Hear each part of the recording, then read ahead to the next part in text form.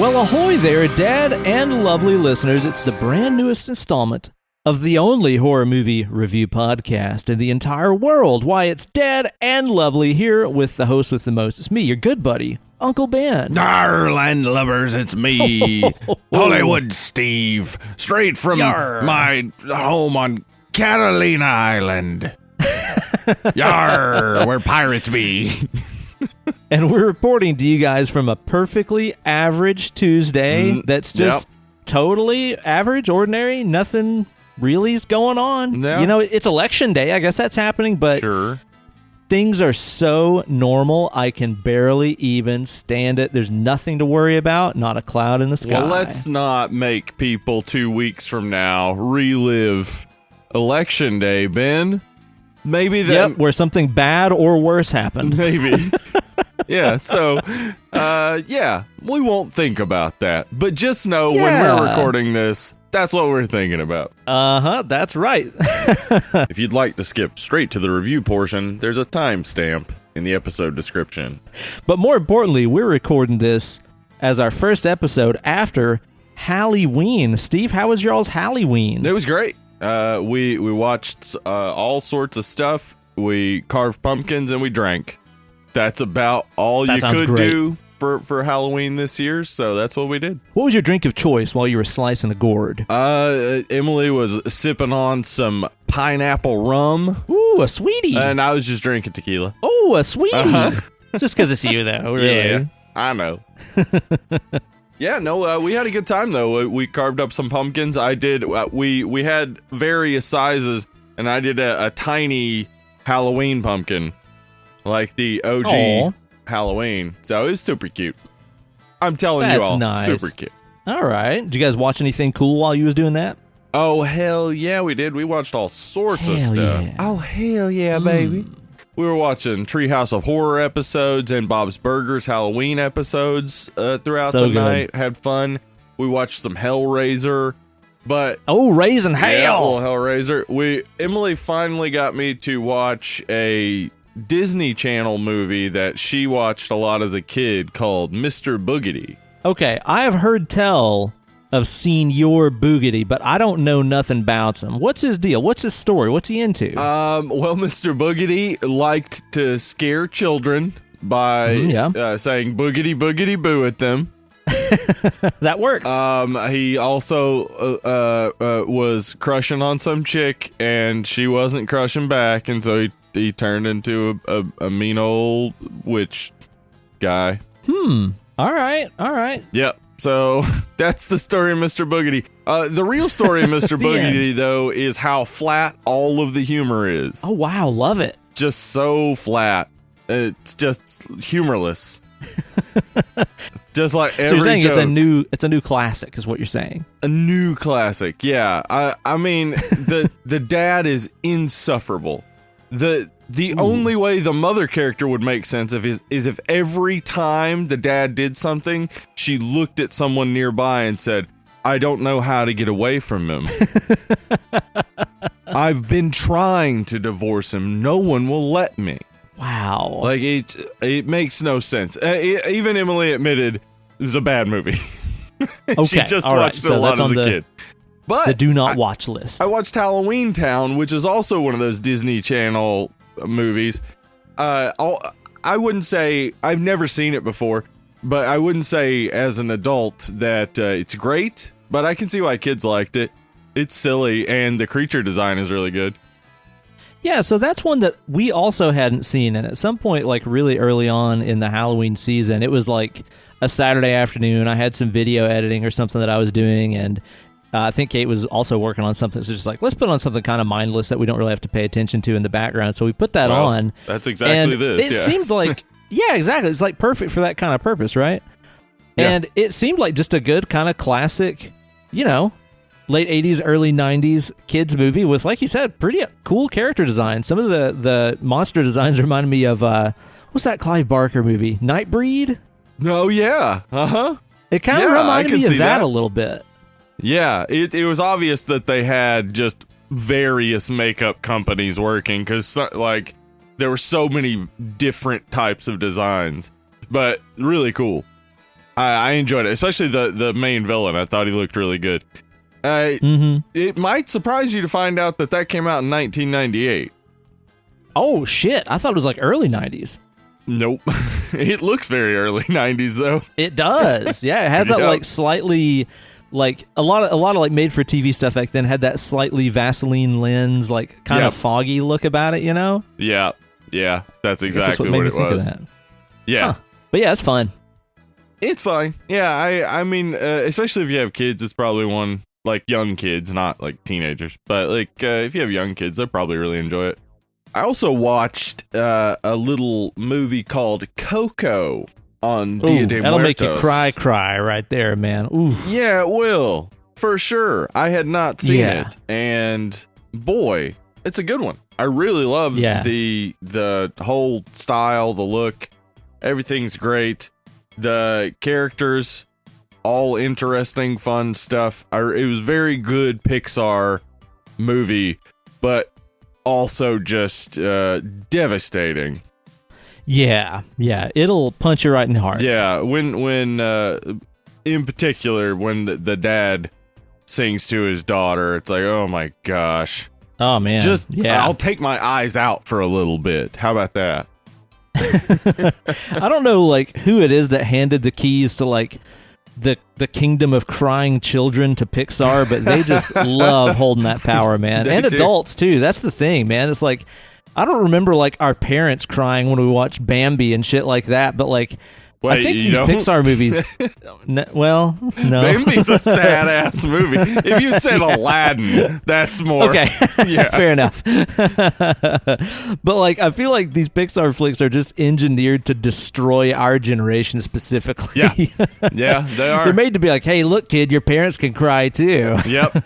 Yeah, I think they are like they figured out some magic formula of like how to make parents and children on the same level while watching a movie. Like it basically just brings you together and in a positive way, I think. So I think so, man. I'll tell you one of the things that really impressed me about that movie too. All of the guitar playing was accurate. Like if he was playing a C chord, his fingers were in a C chord in the movie. Oh, wow. That's crazy. Yeah, like they totally must have like motion captured. No, huh? Because usually it's just fucking bullshit whenever somebody plays a guitar in a movie or a cartoon or whatever. But they must have like motion captured an actual guitar player and animated it because it's spot on. I kept waiting for it to mess up, and it never did. Really good. Yeah, that's really cool. I while watching it, I was like, we should do coolest guitars in movies sometime for a Preview Palace because that one's up there. That's a pretty cool guitar. I've got one that I watched this week. It's a pretty cool guitar. I'll tell you about that in a minute, though. Oh, what was it? Tell me all about it right Party now. Massacre I'd like to hear. Did you? Oh, man. Yeah. Oh, my God. That movie. I've been telling you for a while. You're going to love it. Did you love it? Mm-hmm. I fucking loved it. Awesome. It's one of those that I'm like, why didn't I watch this way earlier? Like the original Slumber Party Massacre is fun and like really stupid, but like this one, it might as well not have anything to do with the first one. I mean, it's a completely different tone, a completely different movie, and it was a fucking delight. I mean, this like crazed cartoonish greaser guy that has for some reason a super 80s pointy guitar with a drill on the end of it, the girl band and their fucking girl band songs that were the actual worst. Yeah, they were really bad, those songs. Whatever song that drummer was writing was terrible. And then the music that they're listening to when they're driving, I was like, oh, this must have been like a band that they made up for this movie, but it was like real music. A Tokyo Convertible. What was that? I don't know, dude. And I thought the same thing whenever they're what? And I totally thought the same thing whenever they were like dancing and partying and stuff in the house, and they're like, I love this song, and they start like pillow fighting and taking their tops off and stuff. Oh, and it's yeah. this like super mopey, like Yeah. not energetic at all song. You can tell why I liked the movie as a kid. Yeah, There's a lot of boobies. A lot of bodacious bobe. Yeah, but it also is just one of those that stuck with me because it's so weird. Because like, Yeah. they're trying to play off the first movie some bit because she's the younger sister from the first movie, but she now has a southern accent, and her mom doesn't. No. Mm-mm. And also now he's basically a Freddy-like killer, but also he's in real life. Yeah, I couldn't quite figure that out. Yeah, it didn't make much Because he's sense. kind of a little bit of both. Yeah, Slumber Party Massacre 2 is man, underrated, terrible classic. Oh, dude, I absolutely loved it. I will watch it again sometime for sure, man. The funny thing is I watched that movie after I watched Mary Shelley's Frankenstein for the first time in years. So I was like, I need something that's similar. So I chose Slumber Party something Massacre 2. very similar to Slumber Party Massacre 2. Man, that's a great movie. It's good. Yeah, Yeah. I really like that movie.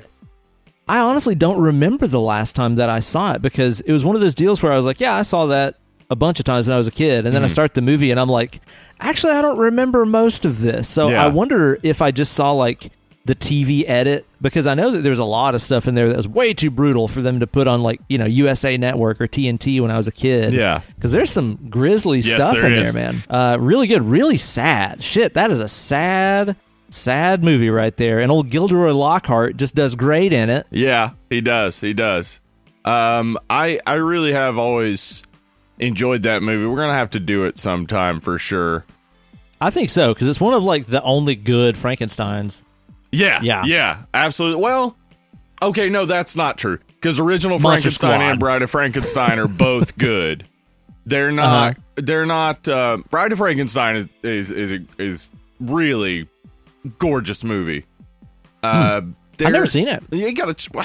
What are we doing with our lives? What are we doing with ourselves, man? Actually, I'm like totally deficient on all the Universal and Hammer horror ones. Like, I've not watched fucking any of those. There's like a lot of episodes waiting for us right there. Yeah, there are. Huh. Okay. Okay. All right, Now then. my brains are running. My brains are running. I'm a thinking. We've gotten feedback from us. We're listening to us. We're gonna make changes to us. Yeah. Yeah. Okay.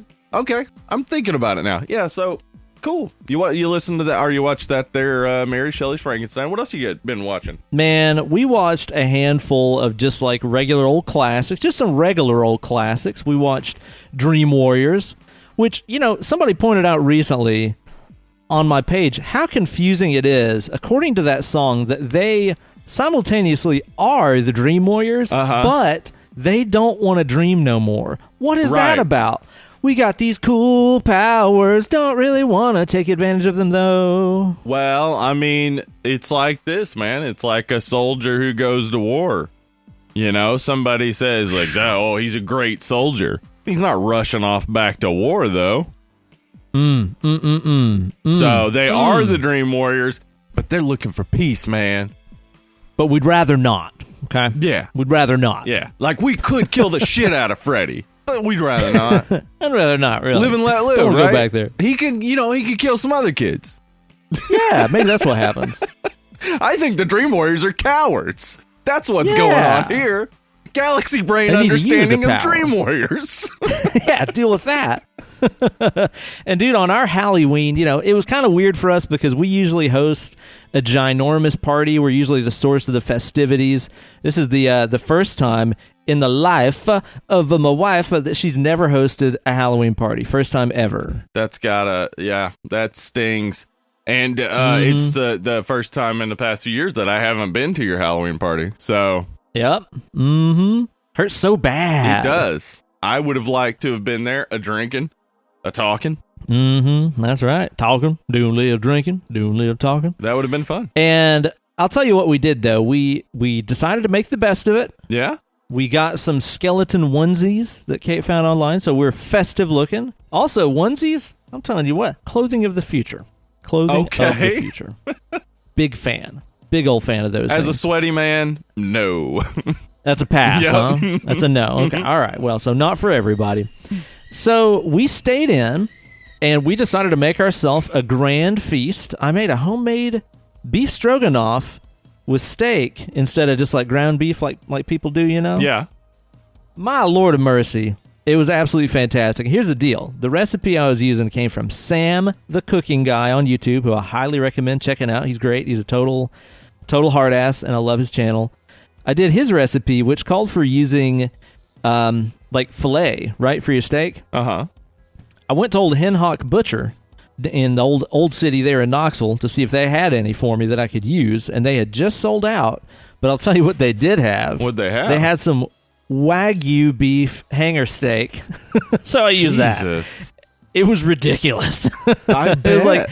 the fanciest stroganoff ever, which is one of those things that I'm sure there's probably some kind of grand Russian history of stroganoff being like peasant survival food. And I'm like, maybe I used this beef that was massaged with sake to make it. Anything with cream and noodles. Yeah, they'd probably be peasant food. Yeah. Except for the Wagyu beef, yeah. they don't get as much in the Drevnia. Yeah, not as much, Yeah. really. Yeah. Yeah. It was insane. It was so good. So we made some really great food. We put on a handful of movies that we have seen a million times just to have as background. And basically, just from the view of our apartment, watched the streets and watched the shenanigans. I was really kind of hoping to see some more shenanigans, honestly. Like, it wasn't really as wild as I thought it would be. Last weekend was a shit show, dude. The I amount of bet. stories of just, like, general debauchery that we saw the week before Halloween, that's a half-hour episode right there, and it was ridiculous. So I was really hoping for some action this time around. But honestly, like, it was pretty tame. Well, what there was a UT game last Saturday, and there wasn't one this Saturday. Right. I think that was a lot of it. And I think also part of it, too, was that, you know, last weekend everybody got COVID from being out partying, and this week they were so now stuck they inside. couldn't go out. Yeah. Yeah. I think that's what happened. Oh, man, but that presumes that they wouldn't go out. Yeah, that's true. Just because they got COVID, that's not going to stop them. No, it's not going to happen. Yeah. I was surprised, though, to see what the popular costumes of the year were, though, because one of my favorite things every time it's a Halloween is to try to predict, like, what's going to be the mega costumes this year, because I figured that there would be a lot of Tiger Kings, you know? Yeah. Uh-huh. And there was a handful of those.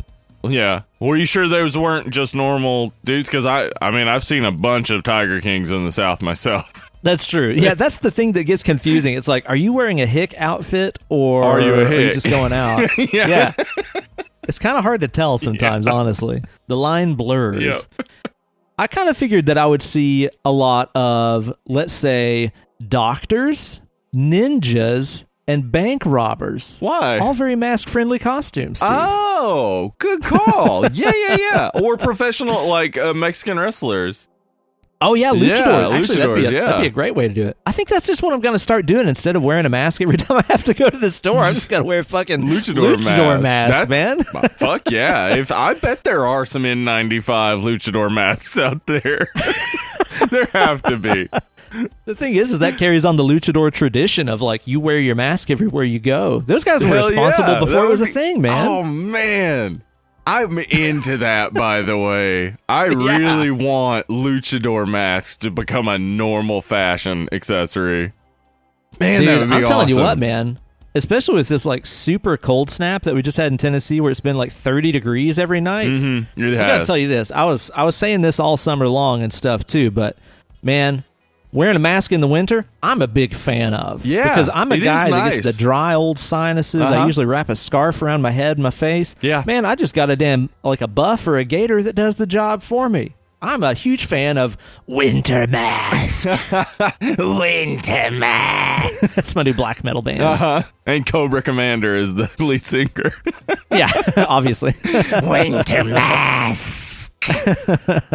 The surprising thing for the costumes, though, is that it was like, I mean, very seriously, like 50% of the costumes that I saw were angels and devils. Huh. And I don't know why. It was How all boring. over the place. It could be, I know, right? It could be like two females dressed, one as an angel, one as a devil, or a couple where like the girl's dressed like an angel and the guy's dressed like the devil. it was all over the place, and I don't know why. I feel like there was probably some kind of a meme or a video game that I just missed out on. That I think this is also part of getting old, Steve, is like not knowing what the fuck people are dressed up as for Halloween. If you can name every Halloween costume on the street, you're not old, okay? Yeah, that is true. That's a good point. Well, you know what, though? Or you're too young. Because kids, kids aren't going to get adults' Halloween costumes, so... You got to be in the right age to get all the Halloween costumes. Yeah, and I am clearly you're not above that it. age. You're beyond it. So while we were watching the shenanigans and drinking some booze, we had on like Night of the Demons, which of course is a treasure. Oh yeah. I watched that like a couple weeks ago. Rewatched it. Fucking love it. Oh yeah, and because we needed another movie where Leanna Quigley takes off all her clothes, we also watched Return of the Living Dead, of course. Hell yeah. As well as Rocky Horror Picture Show, and we also watched The Haunting. You had mentioned The Haunting like a week or two ago. Yeah. So I was like, oh, let's put this on, man. The 1998, 99? 99. Yeah. Right. Yeah. Uh-huh. And boy, I'll tell you what, that CGI it's great, right? sure looks bad. It's real terrible. But the funny thing is like all the parts of the movie that are legit, like the sets and stuff like that. Yeah, those look great. Are gorgeous. Yeah, that's what I was saying. The aesthetic of it, I really enjoy it, but it's not a good movie. No, really, really, really bad. But it was still just a good one to have on as background in between watching drunk people stumble around in their Tiger King costumes and stuff. So it was all right, man. Did you watch anything else cool? I watched a movie called His House on Netflix, which I recommend. Whose house? His Run's house? No, His House. Oh. Yeah, not Run's house. Run is not involved. All right. Okay. The Reverend Run stays far away. That's right. It's got Matt Smith. It's oh gosh, what is her name? It's got the sister, Letty's sister from Lovecraft Country. The singer. Oh yeah. Yeah, she's great. Gosh, she's so good. Oh man, she's mean.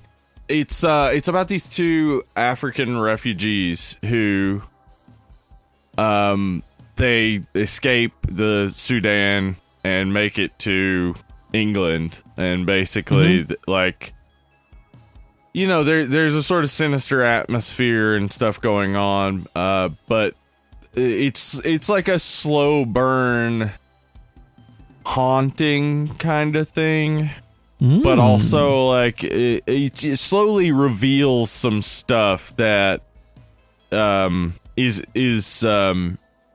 very, I mean, I don't want to say too much.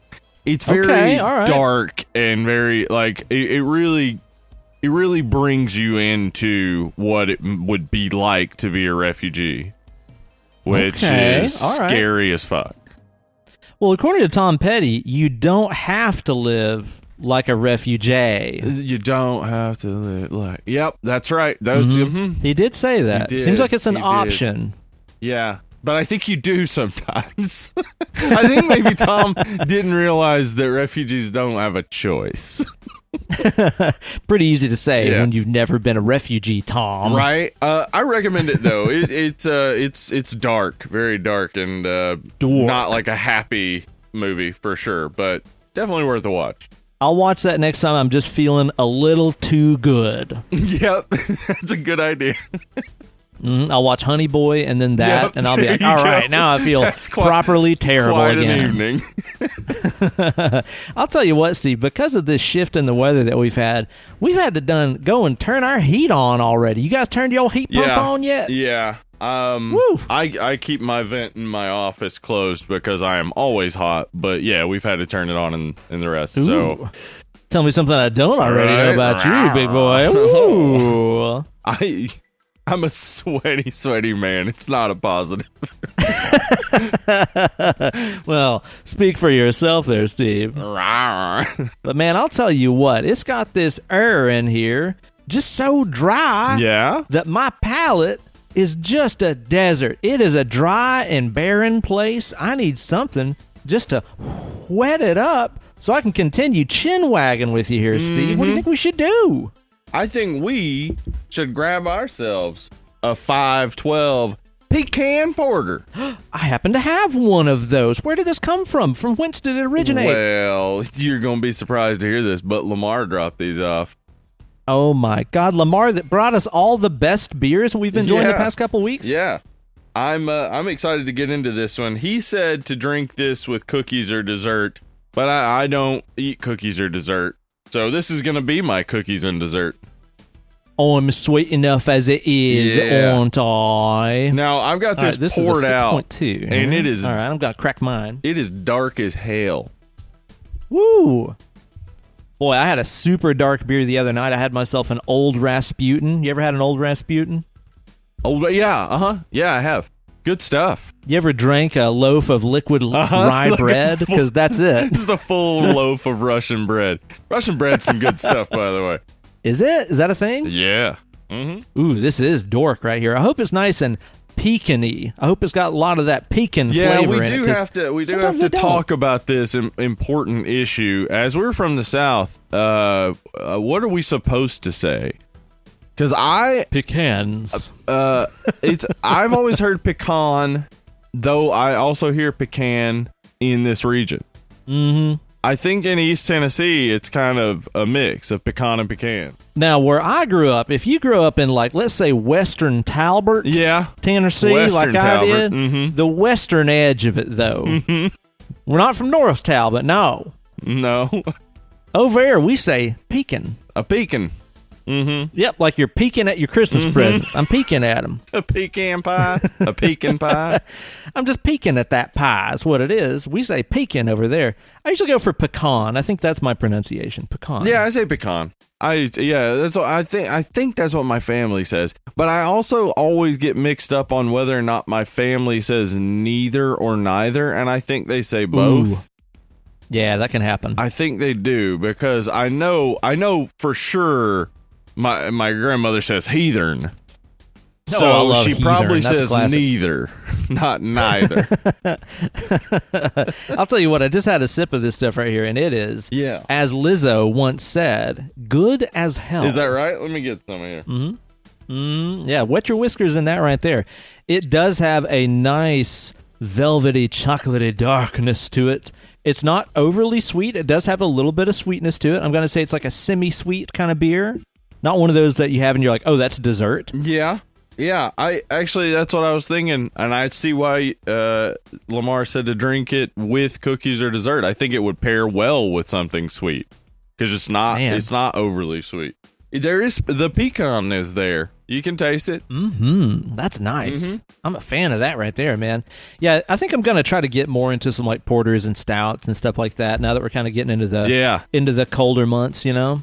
Yeah, that's what I was thinking. That's what I thought. Well, let's have a pecan porter because it is cold as hell out there. I'll tell you what, man. Like my kind of beer kick lately has been leading me towards just some good old hoppy ales, like pale ales, not milkshake, cereal milk, banana, whatever, cosmic, hazy IPA. Not that. Like, there's a time and a place, but I've just had so many of those for the past year or so that I had a beer from Equilibrium, and I snagged you one, too, so you can have it, because it blew my mind, because it was just like, oh my God, it's a beer-flavored beer that has tons of fucking hops. And it reminds me of like when I first started getting into IPAs, the kind of IPAs that they were making, and just pale ales and stuff. So my beer tooth has been leading me in that direction, as well as some delicious stouts and porters. Beer tooth, it's called.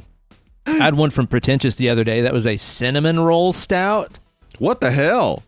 God, that sounds it was awesome, good, man. It was really good. Wow. Yeah. Now that one was a dessert. That's a dessert beer. Yeah, I bet. Man, it was good, man. It was really good. Well, thanks so much, Lamar, for bringing us this here Co beer. That Co beer is pretty Co. Yeah, it's very portery. Really good stuff. Good stuff right there. Now, Steve, the subject of our show today is Skirmy. Skirmy.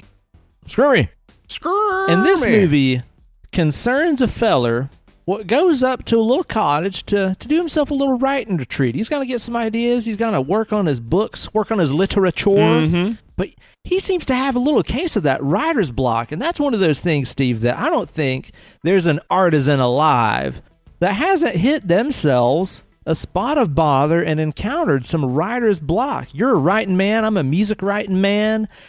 I know that we both had a little bounce of this. So, Sure. Steve, I say before we get into the movie review, how about we just take ourselves a nice little detour into the preview palace? Hey, oh man, I can't. Let's see. What should I do here? Oh gosh. Got to do something. Think fast. Think fast. Okay. Whoa. Remember, use yes and. Yes, and the preview palace. Nailed it. Improv. Woo. Improv. Yes. Nailed it. I like it. Big fan of that. And Steve, let's just kind of talk to each other here about the ways that we help ourselves through them old writer's blocks. Steve, I've been working on getting myself a story going right here. I've got an idea. It's about a princess and a castle, and there's a plumber that has to rescue her from a dragon. Right. This is just Rob Zombie's Super Mario Brothers, right? This is okay. Damn it. Yeah. Okay. Yeah, we went over that a couple weeks ago, I guess, didn't we? Yeah. I guess it's still so funny to me. Yeah. Okay. I might need a little help just kind of getting the gears moving here and figuring out how I can get this thing going, Steve. What do you recommend for an aspiring auteur like myself? Well, I mean, there's a whole lot of things I would recommend, but I mean, the first thing I always recommend to everybody ever that I've ever had to tell how to write is free writing. Free writing? As in the kind of writing you don't pay for? Yep. You first off don't pay for it. And also don't think about it. I've been paying for writing this whole time, Steve. Who have been giving my money away to? If you just pay for writing, it goes to Stephen King. That's just it. That's how it goes, right? They get the check and they're like, yeah, probably Stephen King's, I guess. One of those fools doing some pay writing again. Jeez. So free writing. Here's the idea. Let's say you're a bad writer. As a bad writer, probably about 1 in 100 of your sentences will be good. Okay, all right. Mm-hmm. The rest will probably need editing or a lot of work. That's just how it is. Good writer, probably 1 in 10. However, that is good odds. Yeah. An excellent writer, they'll probably write something down and be like, yeah, that's pretty fucking gold. Free writing, the idea is no matter what level of writing you're on, you got a whole bunch of shit inside of you. Just real lot of shit. Bad writing inside of you. And if you don't get it out, you can't get to the good stuff. Okay, you got to flush out the old pipes there is what you're saying. Yeah. You got to get the garbage out. So free writing right. is that.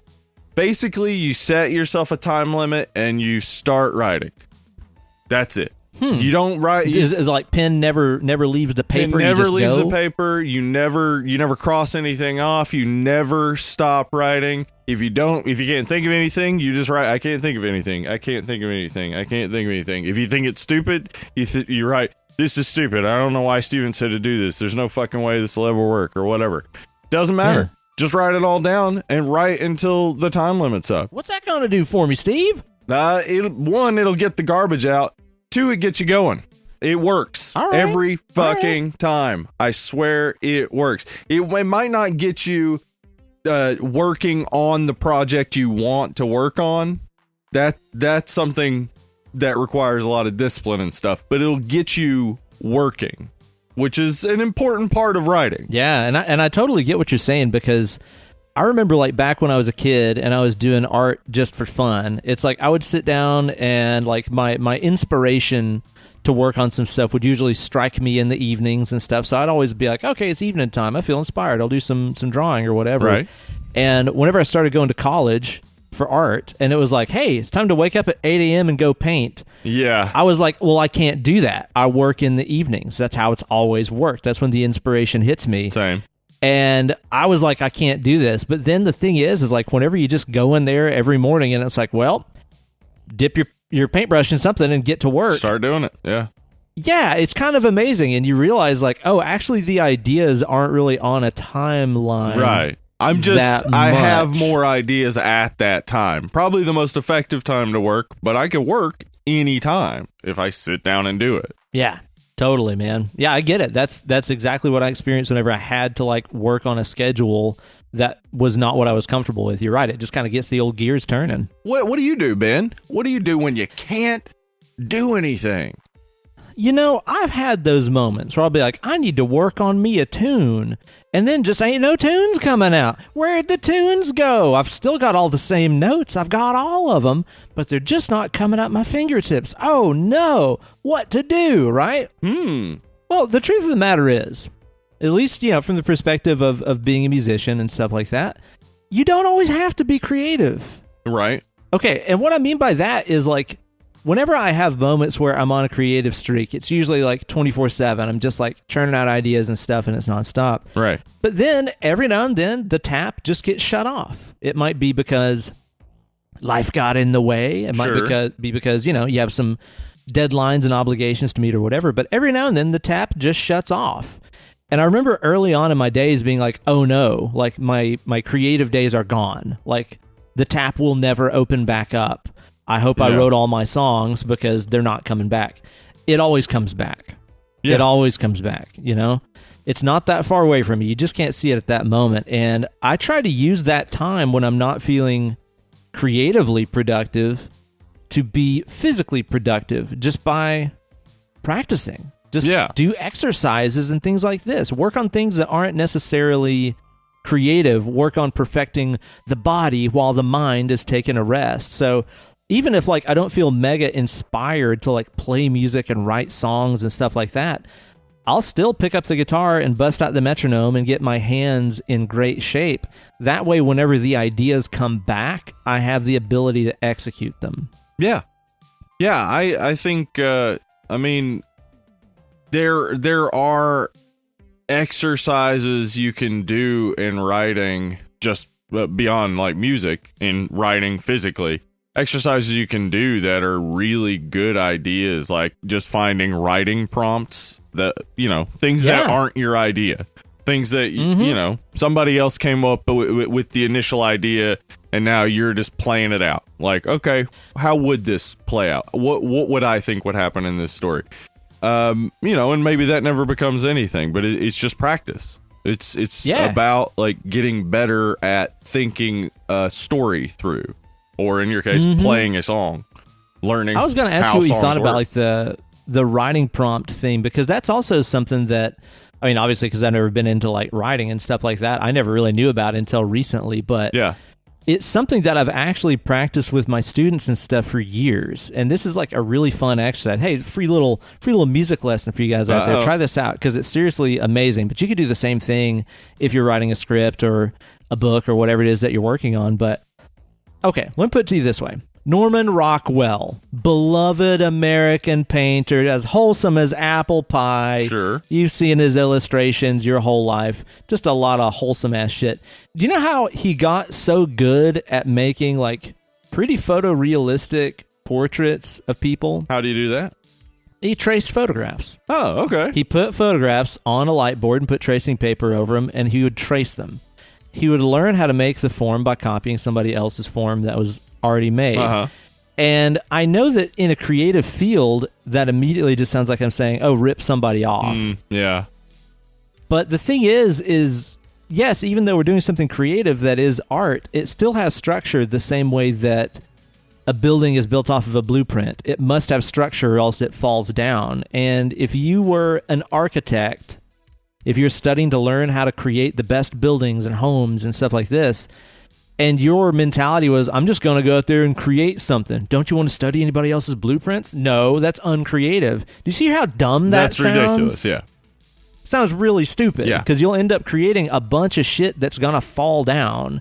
And instead, if you would have like studied somebody else's blueprints, even for just a minute, you'd been like, oh, that's a good starting point and I can take it from there. So as an example of that, something I do with my students all the time is if they're stuck on those, you know, they hit that writer's block and they're getting stuck on something that they're working on, I kind of tell them to take a song that you think functions well. And again, you could do this with a story or whatever.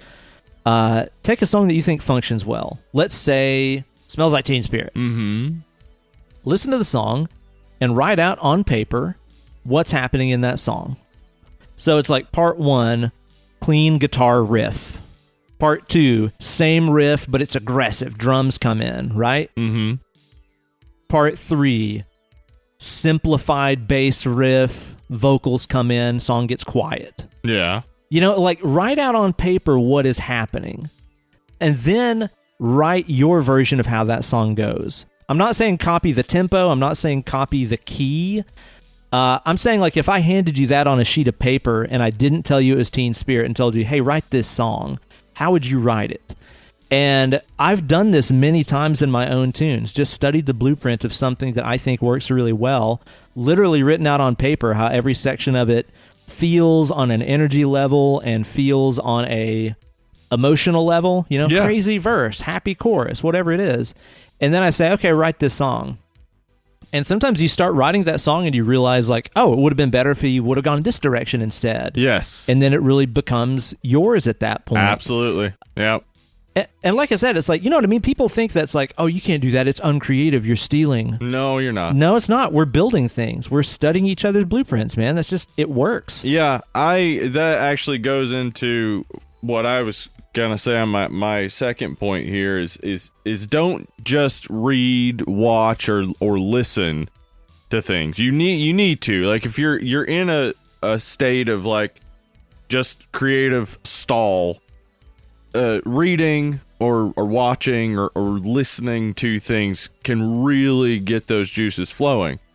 But you're not going to get anywhere by just sitting down and reading books or just sitting down and watching movies or TV shows. You're only going to get somewhere if you're actually looking beyond the surface, like you were talking about just now. If you're looking at how do these things work? Like, how in this scene, why is it tense?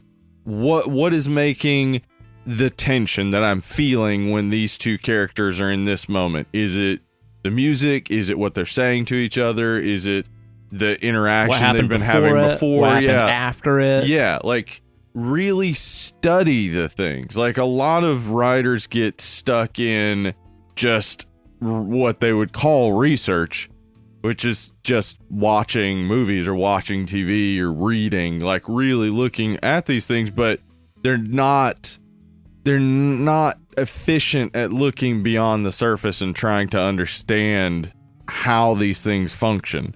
So you got to get really good at recognizing the way things function. And that comes by taking them apart. That really comes by just looking at how something works, seeing how each cog in it comes together, and seeing the flaws and where you could improve it. Yep, that's exactly right. And that doesn't make it not creative or not, oh, it's not coming from your third eye, man. Yeah, we're all just telling the same stories over and over. What is it? It's like man versus man, man versus God, man versus nature, and a bunch of monsters get together and form a squad. Like, those are We're the Monster Squad. Yeah, those are the only stories. The Monster Squad is the only story. Yeah. Yeah, all stories are just the Monster Squad through different prisms. Exactly. We all know this. The Wolfman has nards. Or does he? Yeah, that's going to be my... I'm going to write a screenwriting book, perfect for someone who hasn't sold a screenplay. I'm going to write a screenwriting book, and it's going to be titled The Wolfman Has Nards, and it'll be all about the Monster Squad genre, of course. Mm-hmm. Which, of course, includes Lethal Weapon. What? How? That's true. Yeah, you're right. I think that it does. It does. And Steve, that brings by an interesting question. A little just side detour right here. This is a question that was brought up over on our friends on the Sailor Satan podcast show. They were talking about werewolves recently, and I just want to get your opinion on this, Steve. Are you ready for this? I got a hard werewolf question for you. I'm ready for this. Wolfman, werewolf, man dick, or Red Rocket dog dick? Ooh. What do you think? Well, I mean, Wolf Cop kind of already solved this, right? Really? I haven't seen that. Well, watch Wolf Cop. I'm going to find out what the downstairs mix-up situation is, aren't I? But I would say, I mean, what happens is in some is they basically shed their skin and become something else. And in others, they grow their hair out. So in some, I would think like lipstick dog dick. Others, I would think, like hairy human dick. That's the real lipstick demon right there. Right. Well, good to get your input on that, Steve. And I'll tell you what, man, like one more tip that I know that I have up my sleeve to help people through this stuff is a tip that was laid on me by this really handsome, educated guy that I do a podcast with. Oh my gosh, you do another podcast? No. I do a podcast with Hollywood Steve. That's me. That's a you. And you laid some advice on me a long time ago that I believe you picked up from a Dan Harmon called Write the Shitty Version. Yep, I had that written down too because it's the best advice I've ever gotten. Yeah. It's seriously. It's amazing. Like, you just write the bad version. Like, just like if you're really in a state where your writers you're just completely blocked up, just go like, oh, what would some stupid idiot write? Like, oh, this stupid idiot was like, oh, I'm broke down on the side of the road, and then a person pulls up, and it's a creepy dude, and then he kills her, and then there's credits, and then, like, just do that. Then you realize, like, oh, you wrote a story. Yeah, you just something. wrote a full fucking story making fun of it. Fine, whatever. But you're able to do that when your whole expectation is to do the shitty version. Yes. Like, when your expectation is to sit down and you're like, I'm going to write The Wall by Pink Floyd. I'm going to write Stairway to Heaven. Like, that's not going to fucking happen. If that's your expectation going into it, that's not happening. Like, do you think Jimmy Page was like, I'm going to write the greatest rock song ever and sat down and wrote Stairway to Heaven? That's not how that worked. No. They stole the song, as we know, and then the rest is history. But like, if you sit down and you have that expectation of perfection, it's never going to happen. You're going to spend all that time second guessing and twiddling your thumbs and waiting for the inspiration to hit you. Whereas if you're just like, I don't know, I'm just going to write like the bag cereal Kmart version of The Wall by Pink Floyd, right, you're going to get something done. Yeah. And getting something done is huge for getting over writer's block. Because a lot of writer's block is feeling like you're not getting anything done. Mm-hmm. And just getting it done. I mean, the story doesn't have to... Get her done! Yeah, the story, the song, whatever it is, just it doesn't have to matter. It doesn't have to be something you're going to develop fully. But it may be. Like, at the end of writing your stupid version, you may look at it and go like, well, I guess if you change this and this is actually a pretty good story. See, that's my thing, is like, if you can sit down and write the shitty version and identify, looking back on it, what made it shitty, then you also inherently know what will make it good. Yeah, exactly. So, perfect advice. Just write the shitty version. Write the shitty version. It's helped me out a ton. I mean, and that goes into like writing songs as well as like, you know, putting together videos and stuff like that too. I'll sit and really overanalyze, like, oh man, if I went from this shot to this shot, or if I explain this and this and this and this, and just eat up tons of time and never get anything done. But a lot of times whenever I sit down and I'm just like, I don't know, what's the shit version of this video? Well, it do this, this, this. And I'm like, oh, well, there's an outline actually. And then, like I said, I can identify what I can do to make it better. It really is some of the best advice I've ever heard. And that's Dan Harmon, right? Yeah, Dan Harmon. He said that on an episode of Harmontown, and it really blew my mind. So check it out. Try that one out. Steve, you got any more tips for our aspiring artists out there? Well, this one I guess is it's not nice to hear, but it's true. Nobody gives a shit.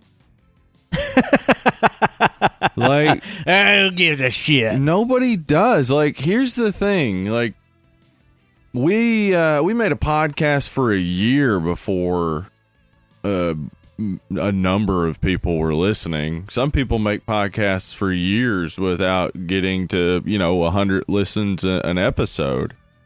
It's really not. It's not about immediate success or an immediate audience or whatever. It is about becoming better in your field. So, like, when you sit down to write, everything's not the next Citizen Kane, or it's not. don't put all that pressure on yourself because people really don't care that much. And a lot of times it's the imperfections and stupidity of things that make it appealing, dude. Yeah. Like most of our favorite YouTube stars and stuff like that are just fucking idiots that set up a camera that aren't some kind of super genius or whatever. It's oftentimes the flaws that make it good. Yeah, you don't have to be great at something to succeed at it. Like, just... That's like the white man's credo. That's true. And that is what this movie really gets at. Yeah, but definitely. Like, that's the thing, though, is that like the greatness comes as you go. Like, think of all the bands that made it when they were like 19 and 20 years old. Like, that wasn't the height of their talent. That was just the time when they got popular. Like, they probably are all better musicians 20 years later, but less popular because their popularity was at a time when they were a bit immature. Doesn't really matter, though, because they made money off of their talent, which is the purpose of going into these things, is being able to exist off of your talent. Exactly. And Load and Reload by Metallica are not bad albums. Just go back and listen to them. Don't expect thrash metal, and you'll enjoy them. The production is fantastic. Those drums sound colossal. I mean, like, people just... I think the thing is, like, people put the whole world on their shoulders. Like, I'm going to be the next whatever. You don't have to be the next whatever to make a paycheck doing what you love. Yeah. Just like you got to admit to yourself if you love it or not. If you sit down to write and you never write anything ever, you don't love writing. You love sitting down. Just having a sit for a spell. Yeah, that's fine. But it's time to admit that to yourself. It's time to admit, like, I am not interested in pursuing this creative endeavor. I'm interested in not having a shitty job or whatever. Like, those are all fine things to admit to yourself. And if you do admit that to yourself, doesn't even mean that you have to stop writing. In fact, you can become a better writer by admitting to yourself you don't want to be the next big artistic mind. You just want to make some money in the field. Points you in a direction, at least. It gives you somewhere to go to. Drive the car towards something. Yeah, you know? You can then look at the genre and be like, okay, what are the generic conventions? I'll follow those to a T. There you go. People buy that book. Fuck. Hell yeah. You got the next Twilight on your hand. Do you think Stephenie Meyer cares that we don't like her books? Yeah. I wouldn't care if I were her. I do. She listens, and I've gotten some very sensitive emails from her explaining how it's like, hey, guys, that was kind of hurtful. Right. Kind of hurtful, guys.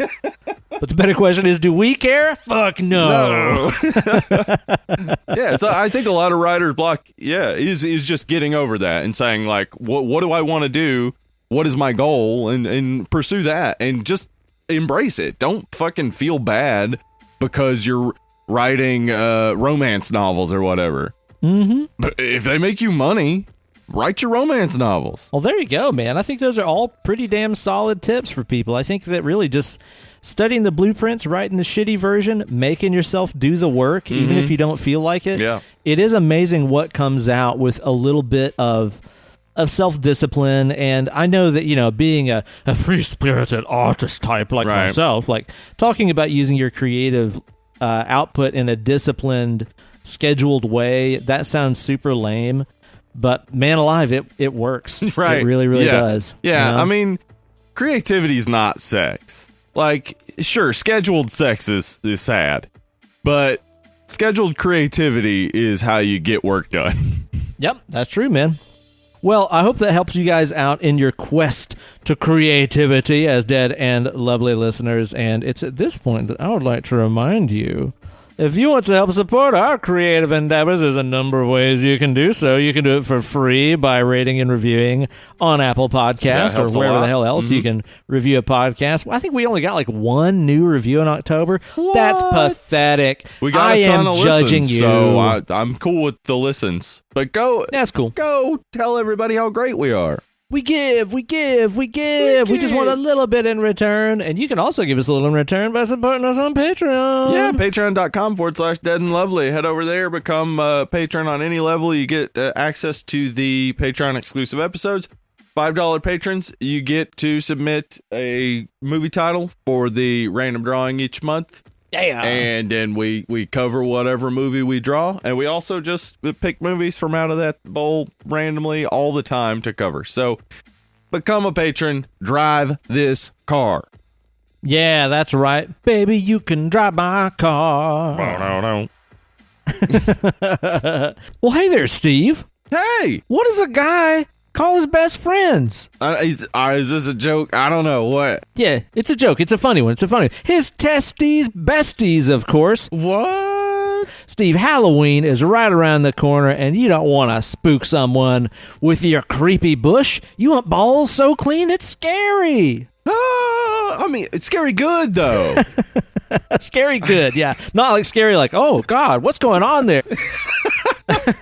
Manscaped offers precision-engineered tools for your family jewels. Oh, my Lord, we're bringing technology to the sack. Ben, I know you are a manscaper yourself. I am as well. And Ben, I have had in the past some atrocious occurrences.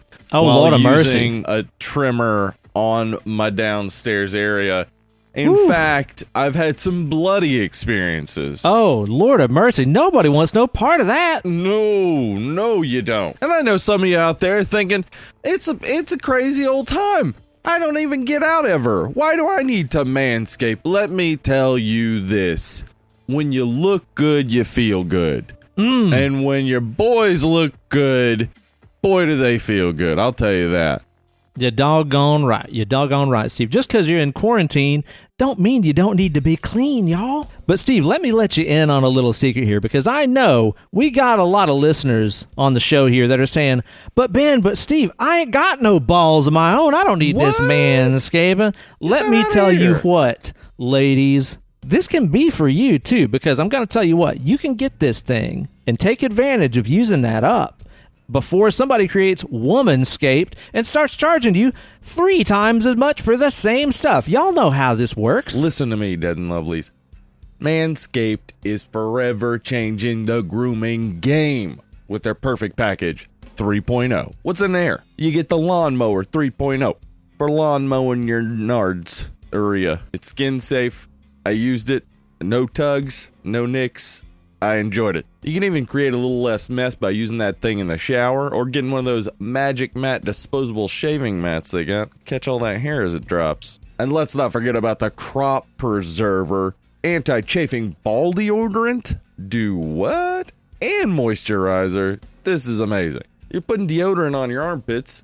Get some deodorant for your balls. What else are you going to get in that Perfect Package 3.0? Some anti-chafing performance boxer briefs. I don't know how they've done it. It's time to get this Perfect Package 3.0. Get clean like Mean Gene's bald head. Get 20% off and free shipping with the code DEAD20. That's DEAD20 at manscaped.com. So this is Dead and Lovely from Manscaped saying, wash your hands. And your ass. And trim your junk. Your balls will thank you. And so will the people that love your balls. Well, Steve, we're here today to be talking about Skirmy, which is a Shudder exclusive movie. Is that correct? Yeah. Their distribution's on Shudder. It is. It's been up since October 1st, so fresh out the kitchen. Fresh out the box. And I'm here to tell you guys, too, we are not sponsored by Shudder. We have never seen a dime from Shudder. Yeah. We have both given Shudder many dimes because that's true. It's worth it. Yeah. We are sponsored by Manscaped, though. Head on over there. Oh! Use our promo code DEAD20. That's right. Get you 20% off. All kinds of goodies and stuff. But Shudder is awesome, man. I mean, again, it's like great. $5 a month, and you get access to all kinds of, especially like international flicks and stuff, as well as this original content that they put out, which they've had some good stuff, man. Yeah. And this movie is one that you mentioned because you watched it like 2 weeks ago or so, right? Yeah. I watched it early in October, and I It was one I saw it up for a few days. Each time I saw it, I was like, "That's Aya Cash. I'm going to watch that for sure." Huge fan of Aya Cash. She's a great actress and also a huge crush on her. She draws me in immediately, so I started watching it, and I automatically liked it. It was like silly from the beginning. And like the interaction with the Lyft driver or Uber driver or whatever, and then like his first interaction with Fanny. Oh, by the way, for our British listeners, we're gonna be saying Fanny a lot. That's true. Let me just tell you, I love Fanny. Fanny is my favorite. I just want to be inside Fanny. What? Mm-hmm. That's right. I've even got a fanny pack there by the door. Sometimes I'm heading out, I just stick my keys and my wallet in my fanny, and hit the streets for a bit of fanny fun. That's right. That's just fun. Yay. Yeah. Anyway, so, I was really drawn in immediately and glad I watched it when it was over because it's very unique.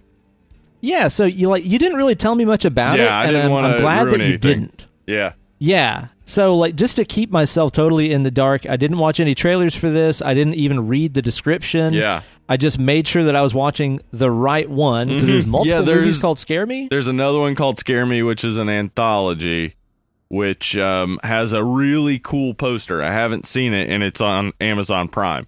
So if you're looking for the one we're doing, it is only on Shudder. It's a Shudder exclusive. Yeah. So you can watch the other one if you want. Please report to us. What's it like? I haven't seen it.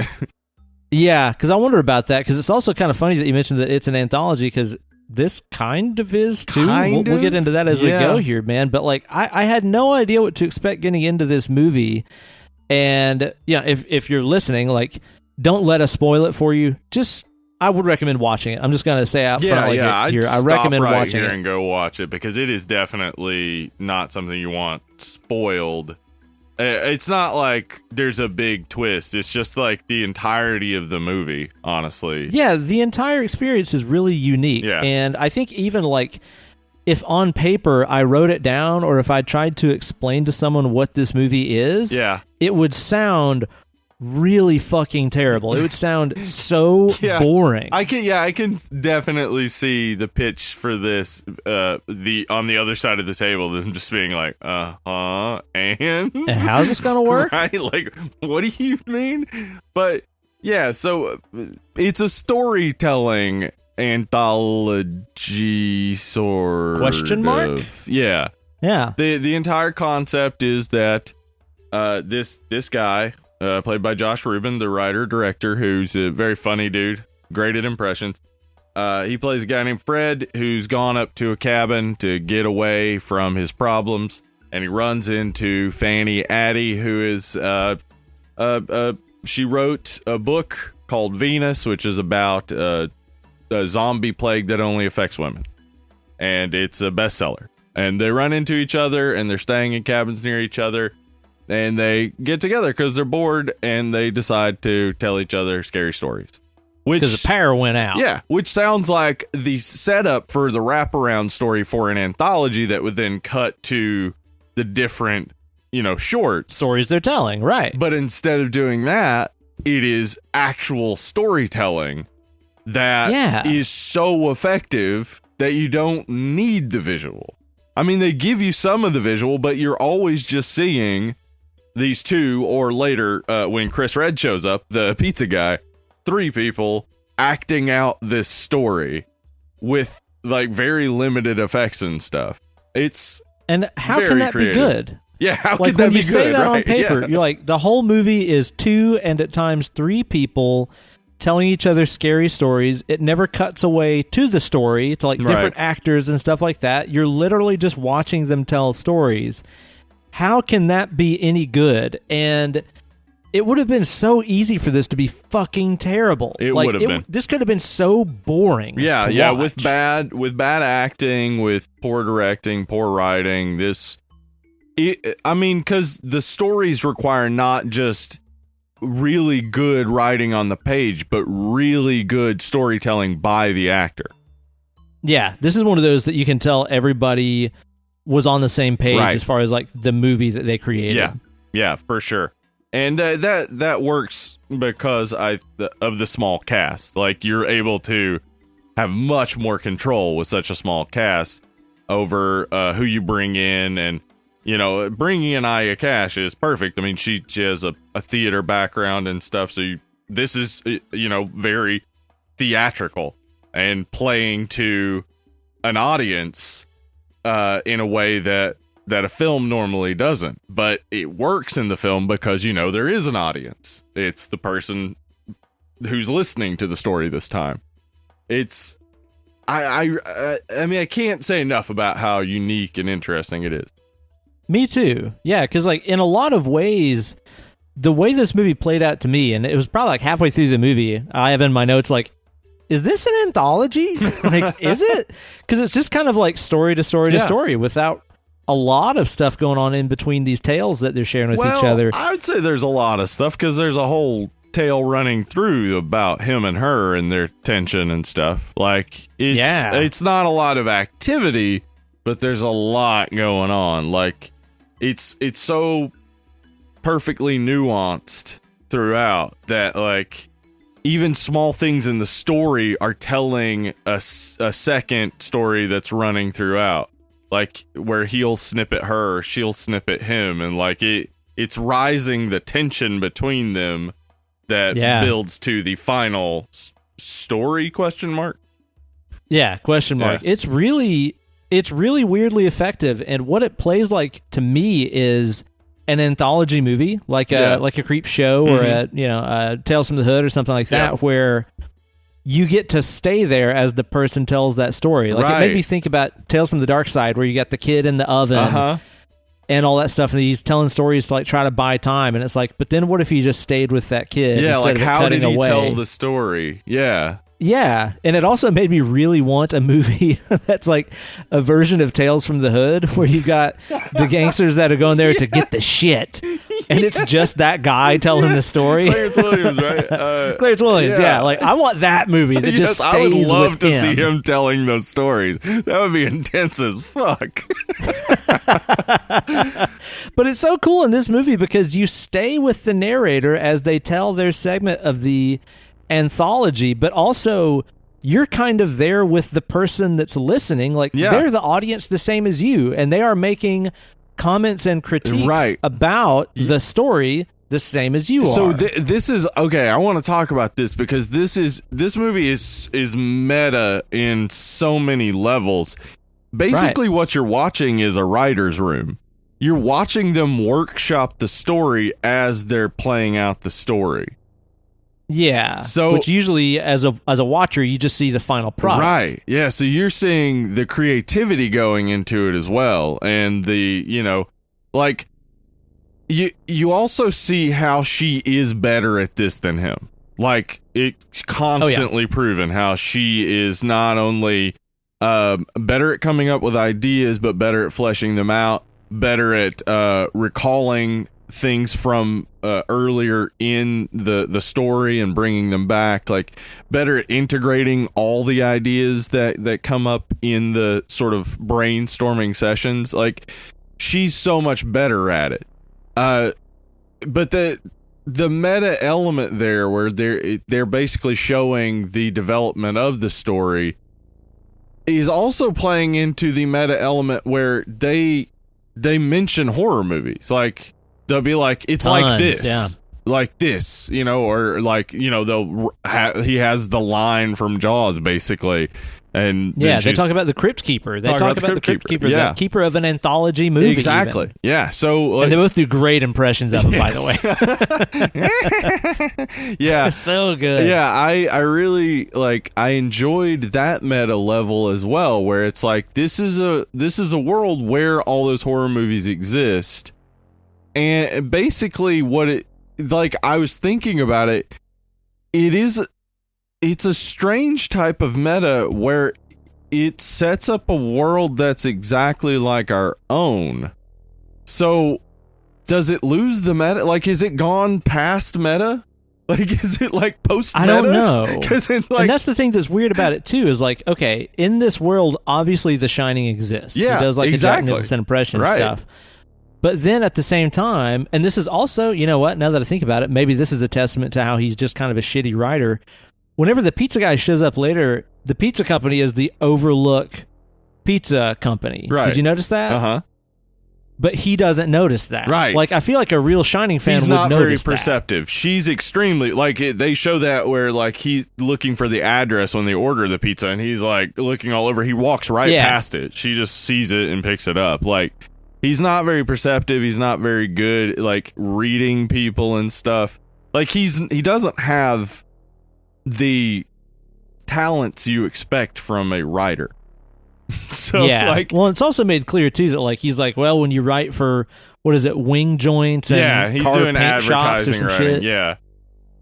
Yeah. Yeah. So we get the impression that he's not really like written. He just identifies himself as a writer. He just kind of assumes. Well, I mean, yeah, I can write. I'm a writer. I mean, ad writing is definitely like he doesn't consider himself a professional writer, but technically he is. But it is like not an entirely creative field. Like, yeah, he sees himself as being like her. Yeah, a lot of advertising writing is choosing pre-formed phrases that are approved through like computer algorithms and things. Like, yeah, it's not as not knocking it. It's a science of its own. Yes, it is. But then that's the thing is it's interesting because he then says about her that what she does isn't rocket science. And it's like, well, okay, maybe not, but you're not good at it. Yeah, why don't you do it? Yeah. That's the thing that always kills me about, like, you know, people critiquing about bands and stuff like that, where they're like, oh, man, it's a pop song, it's simple, blah, blah, blah. And it's like, dude, if it's that simple, why aren't you fucking doing it? Do it. Yeah, there's a lot of money Go in make it. your money. Yeah. Yeah. Just like I will regularly tell people, if you don't like our podcast, go make the better version of it. Make the better version of it. Yeah. You don't have to tell us. Probably can. Don't tell us how to improve our podcast. We're not going to do it. This is the podcast you get. That's the one we made. It's worth what you spent on it, guys. Yeah, Come on. exactly. Like if you look at something and say that's not rocket science, but then you don't sit down and do it, might as well be magic. Like, it might as well be like rocket science. It is the most complex thing in the world because you don't do it. So I didn't recognize anybody from this movie. I think that Carlo the pizza guy, I've seen him on like a few SNL sketches. He is on SNL. Yeah, he's a regular. Yeah. So who are the other people in this? It's like a 4-person movie, basically. So, okay, Aya Cash probably has the most credits of everyone. She's got a lot of credits. She was in most recently like Wolf of Wall Street, You're the Worst. She was the star of that, which is great. She plays Stormfront on The Boys. She's awesome. Love Aya Cash. So funny, so talented. Josh Rubin, who is the writer director, he and also Fred. Also, plays Fred. He did a ton of stuff with College Humor. Also has directed episodes of like Adam Ruins Everything and a lot of other television stuff. And he's working on a video game about werewolves. So that was probably where that came from. That's cool. Okay. Yeah. So Josh Rubin, though, I've heard on Pete Holmes' podcast, You Made It Weird, a couple times. Very funny guy. Really good at impressions. Okay. Yeah. Check him out. I believe it. Funny dude. He is like a damn cartoon character. Yeah. In this movie. Yes, he is. Very animated. Chris Redd, as you said, SNL. He's also pop star, Never Stop, Never Stopping. He was in a scene with your boy right here. I was going to say, you mean that movie you're in? Yeah. Maybe you recognized my back from one of the concert scenes. That's right. Woo! Mm-hmm. Yeah. Homie's got back, the ladies say. Chris Redd, he may have been getting a little more attention in that scene because he was on the stage and you could see his face. But, you know, I was in it. Made the scene, dude. Made it. But recently he was in Joker and also Vampires versus the Bronx, which I talked about a few weeks ago. So, okay, yeah. Yeah. And then the other person we have is Bettina, our Uber, Lyft, whatever driver. And she's been in a few things, but she, most importantly, was a writer for Key and Peele. So, Oh, hilarious really? person. Yes. I did not know that, man. All that I knew about her character I was like, oh, I've been in this Uber Yes. So many so times. fucking many times. Dude, so many times, and it's like I've just had a crazy fucking busy week on the other side of the country. I'm flying back home. I've had like literally zero sleep, and you get into a cab with a guitar case, and your driver's like, oh, I play guitar sometimes too. Oh, no. You ever heard of John Mayer? I have, yeah. Yeah, I've heard of him. Yeah. Yeah. He plays kind of like this other guy, Stevie Ray Vaughan. If you've ever heard Stevie Ray Vaughan, he kind of gets some ideas from him. Plays a Fender. I have a Fender. It's blue. I have a blue Fender. blue Fender. What color is your Fender? Do you have a Fender? Like, fuck, I've been in that Uber Yeah. so fucking many times. Blue has the best tone, I think, right? Oh, yeah. You can hear it in the sound of the notes. Living in LA, we took a lot of Lyfts and Ubers, and we met some interesting individuals. One time we got into a Lyft, and Emily noticed that the guy's clock was wrong, and having a good bit of OCD, she had to mention it to him.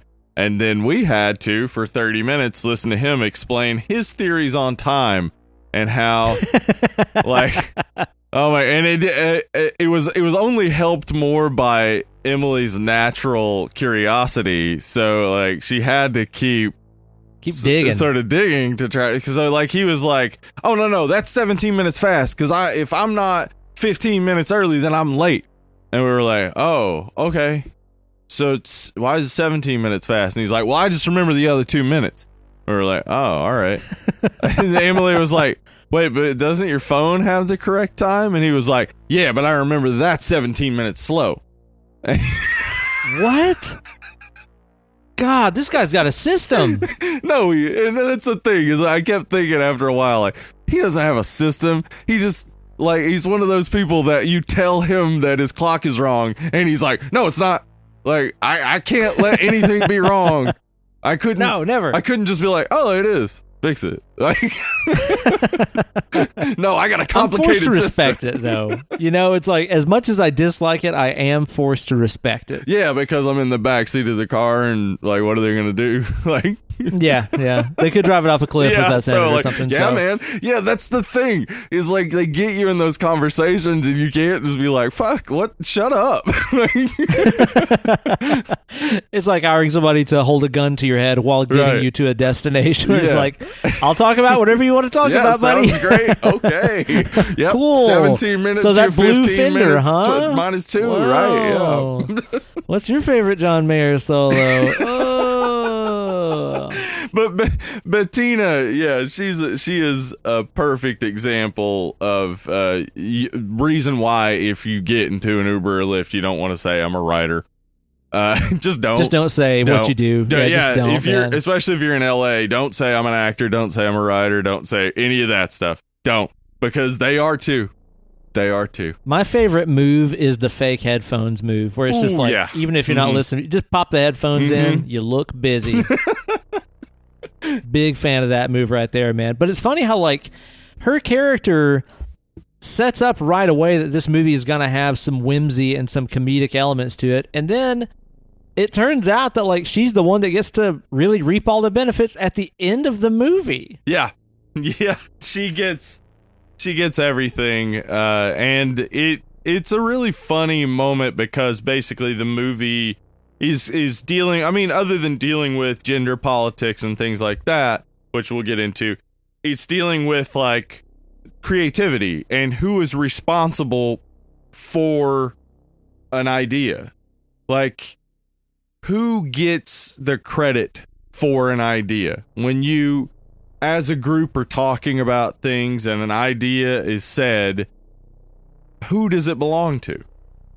Right, yeah, because it's like that scene where they're sitting around having pizza, and the pizza guy says, like, Ghoul School or something like and that. she She's writes like, oh, it I'm writing that down. Yeah, and Yeah. this is like part of his thing is like he's constantly trying to find ways that she's not better than him, and he says that that's stealing, and Carlo, Chris Red, says, I don't even care about it, man. Like, it's not a big deal to the person who came up with the idea. It's a big deal to the guy who wants to be better than her. But like, yeah, that's the thing. It was like what you were saying about like building off of framework that's already there. Like, so much of what a writer does is observe people. So like, if you really want to nail down a character, make it someone you know. Like, yeah, make it someone you know well, because then you can nail down that character. But then the question comes, where's the creativity there? Well, the creativity is in what you see in that person. It's how you spin it. How you spin it. It's like Ghoul School doesn't mean anything. But no, it's just a title. Yeah, like, it's just a title he threw out. Exactly. But everybody at that table could sit down with that title and make a story out of it. And it could be different. Yeah. So it doesn't matter. It's just an idea. Like, it really what she is constantly getting at with him is that it's about doing it. It's not about who's better, who's worse, or like who has the power or who doesn't. It's about sitting down and fucking doing it. And he doesn't, and she does.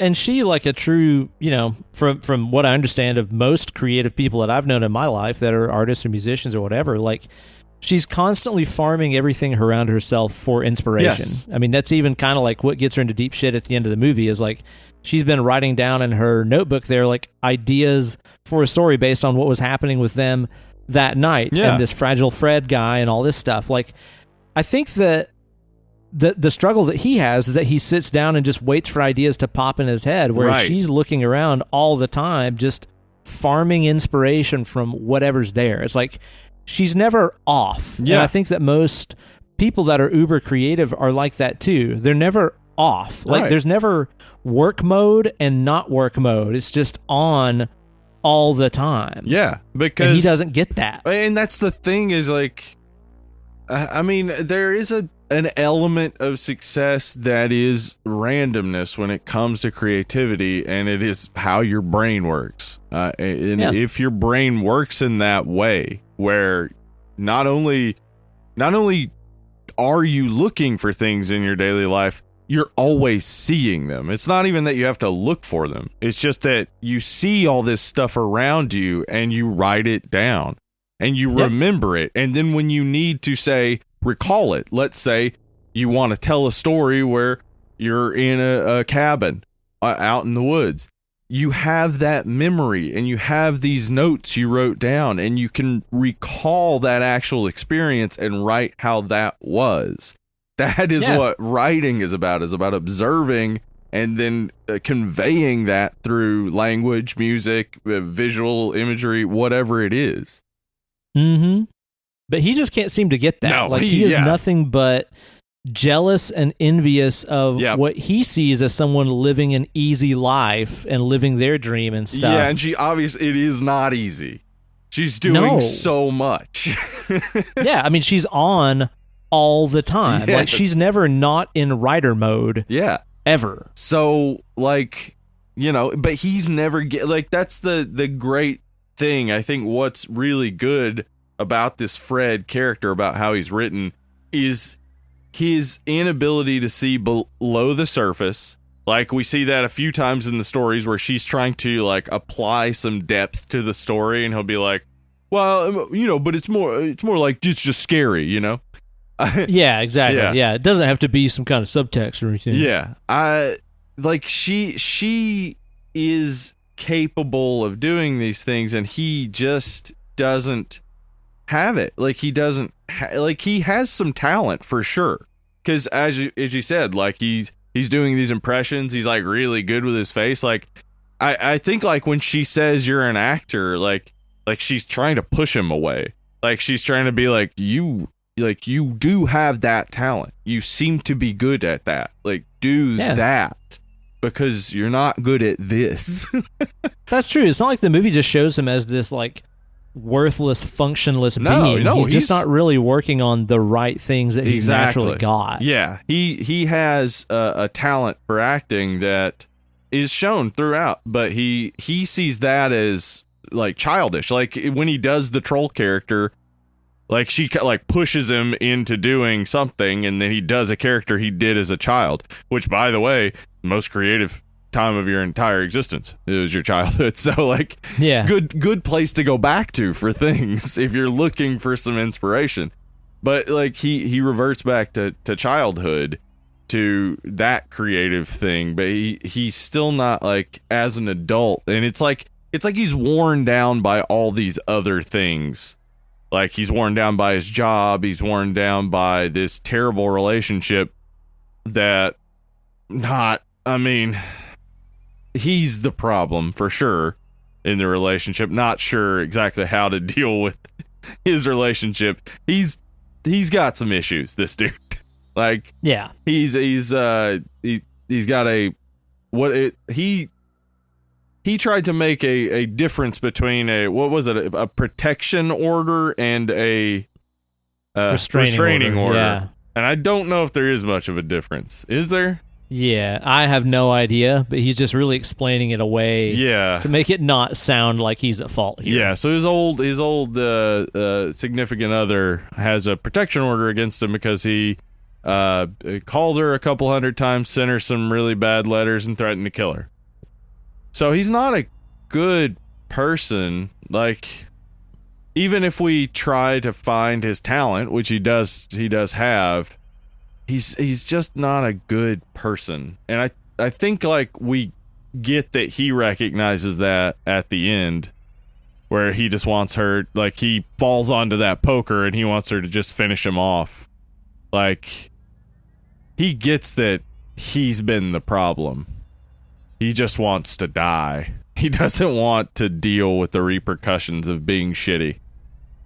Well, that's the thing that is really up for question for me about the movie, and I think it was sort of meant to be left a little bit ambiguous there towards the end of the movie, but at the same time, as far as like, is he a good guy who's been through some rough times, or is he like a shitty dude?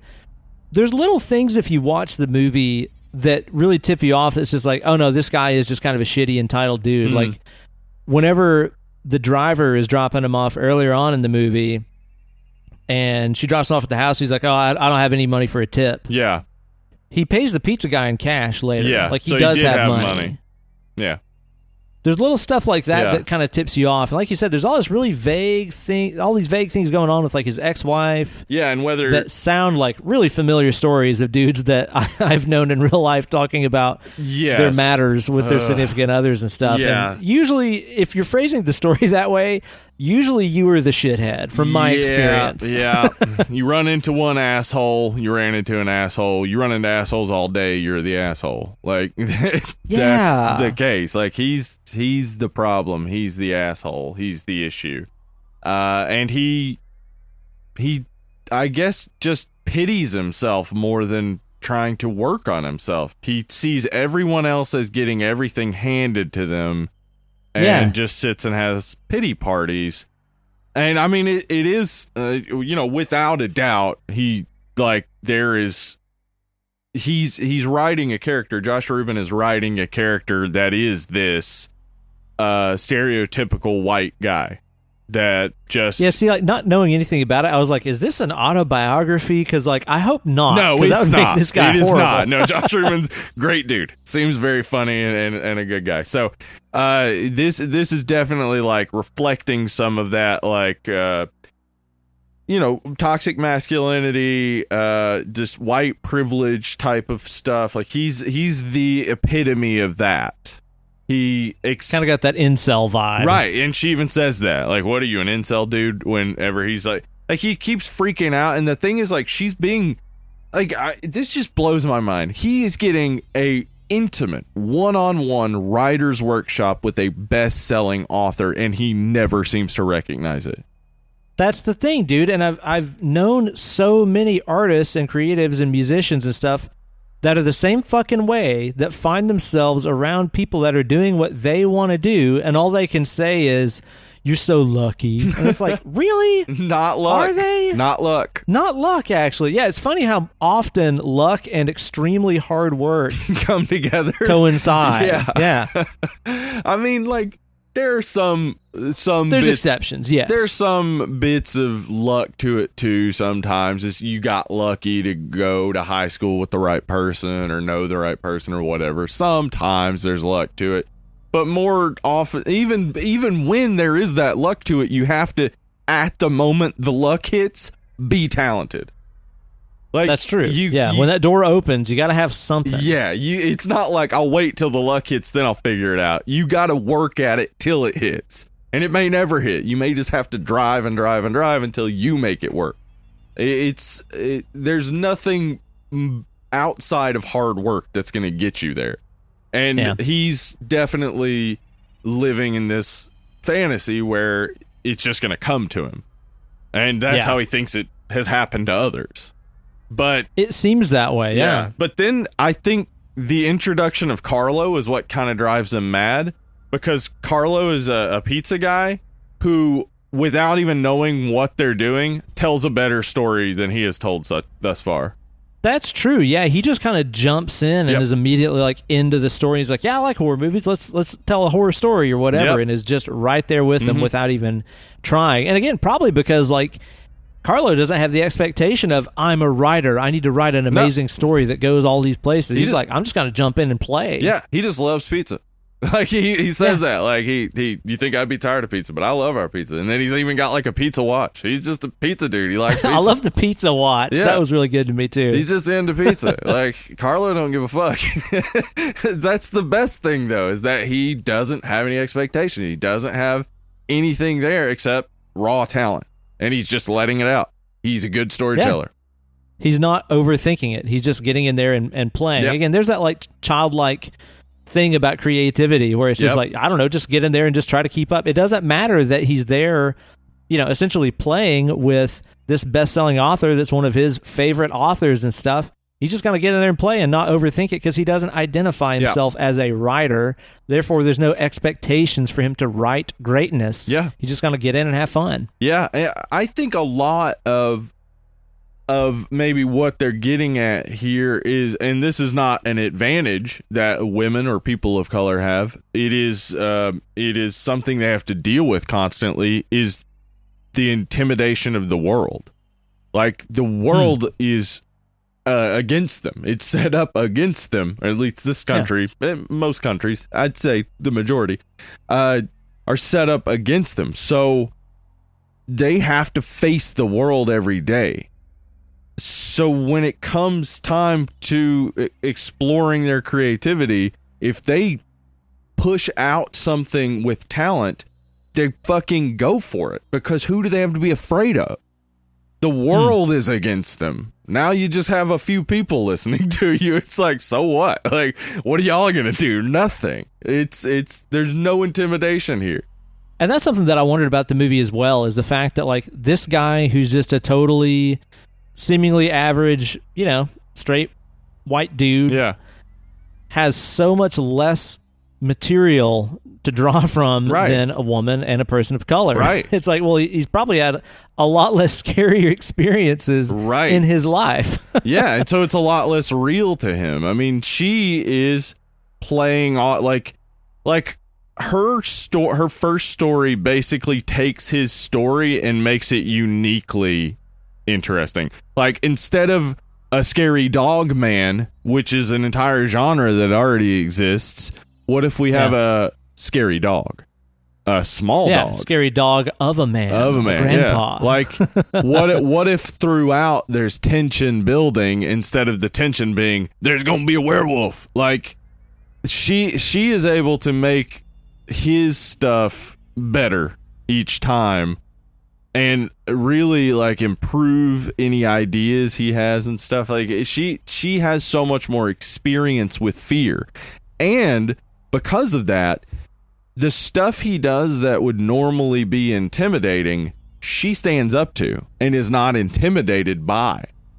She just continues to be in his presence even when, she hears about this restraining order and, he's acting, very aggressive towards her at times. She's not intimidated. She's dealt with this shit. It's nothing new. Mm-hmm. And it just seems to me like he rips off all of his ideas from other places, and Yeah. especially like the women in the movie and stuff. Like, even though he's riding in this Uber with this driver that he sees as like annoying as fuck and like probably not a real rider like him. Right. She's talking about this story about Korah and stuff from the Bible. Like, one of the first things that he does whenever he's trying to impress Fanny and talk about his writing is be like, I'm writing a story about Korah. Yeah, and he Like, looked it up ripping off immediately. that thing. Yeah, he was going to rip Yeah. her off immediately. Yeah, and And I feel like even his whole setup of like, I'm going to go up to this, snowy lodge up in the mountains to work on my writing Right. and be alone and stuff. It's like, oh, so you're doing The Shining. right. It's Like, nothing new. Nothing that original. he's doing is original. Right. And yes, he does shine like a Jack Nicholson impression as soon as he gets there. So, As soon as he gets there, Yeah. yeah, he's just living out something else that he's already consumed. yeah, he is exactly this entitled, lazy, I want to be a thing, so I should get to be it type of person.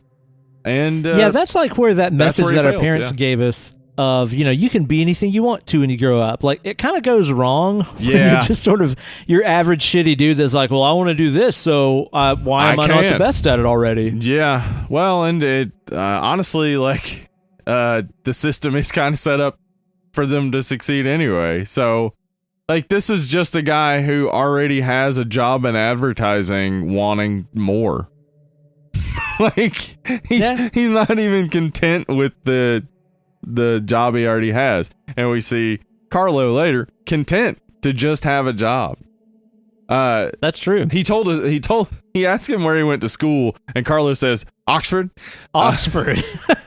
And that was hilarious. And I'm wondering, like, one, did he mean Oxford in England? Two, did he mean Ole Miss in Oxford, Mississippi? Or three, was he just fucking with him? Right. Yeah. Anyway, Whatever the situation it was, though, funny. he was just happy to be there. Yeah, just happy to be there. I get the impression that Fred is just a total man child. I mean, Yeah. between him being jealous of Fanny, being jealous of Carlos, being completely incapable of even like providing food for himself, like he's just eating like Yeah. frozen dinners with his bare hands like Yeah. a fucking baby. Yeah. The whole movie, I get the impression that he is just pretty well worthless. Yeah, and I think that is like the ending is that he recognizes that too. That's why he wants her to finish him off. Like, it's just like, Well, does he though, or is he just completely gaslighting her? Because at the end of the movie, I mean, after he's really thoroughly terrorized her and stuff, and he's like, oh, he falls on the stairs and he gets impaled with the poker, and he's like, I was only kidding the whole time. And she's like, I'm sorry. Like, he makes her feel bad for this thing that happened because of the things that he caused to happen. yeah. Like, this is just total fucking shitty incel gaslighting bullshit, Yeah, you know? absolutely. But I mean, that's the thing is he does want to die. like that seems to be what comes out of him is that at the end he does want to just die.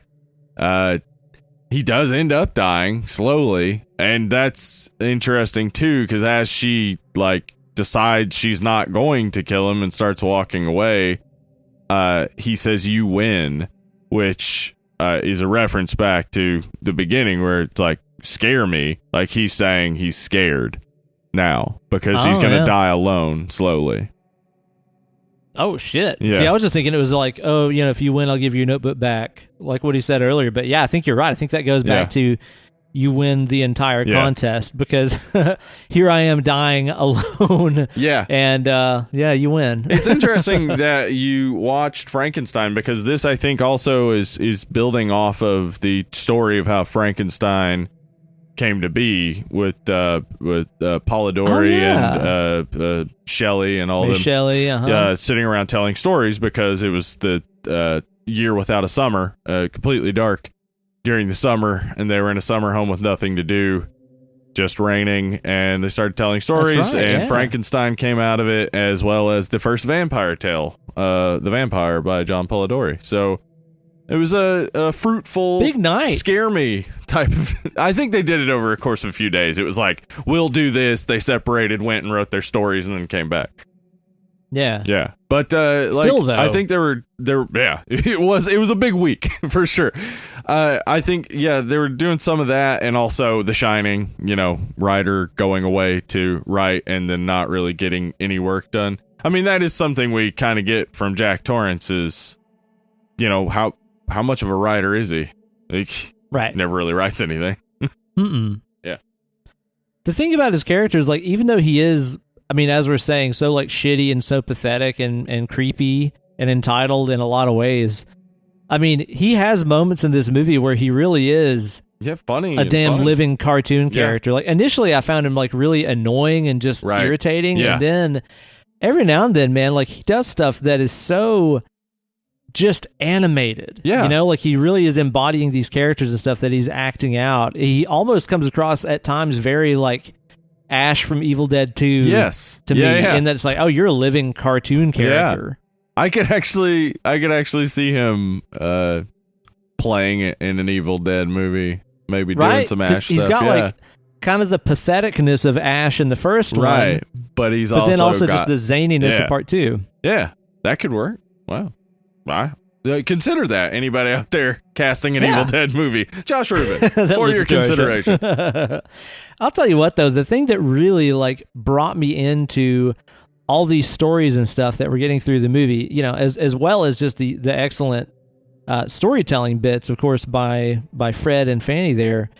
Dude, the sound effects and sound design of this movie, it's great. Like, they're a character of their own. I think that the way that they handled sound effects and things in this, which gets progressively crazier and crazier, is amazing. Like, initially, it just kind of starts off in its subtle stuff where it's like, and then the floorboards creaked, and there'll be like a floorboard creaking sound, like almost like the sound that you're imagining when someone tells you a story, or it could just be the sound that the listener in the movie is hearing in their minds or whatever. Yeah. And especially after they do all that cocaine, it just gets more and more and more vivid and over the top. Yeah, I love that they brought cocaine into it because, as I've said before, it's prevalent in Hollywood. You're gonna find some cocaine.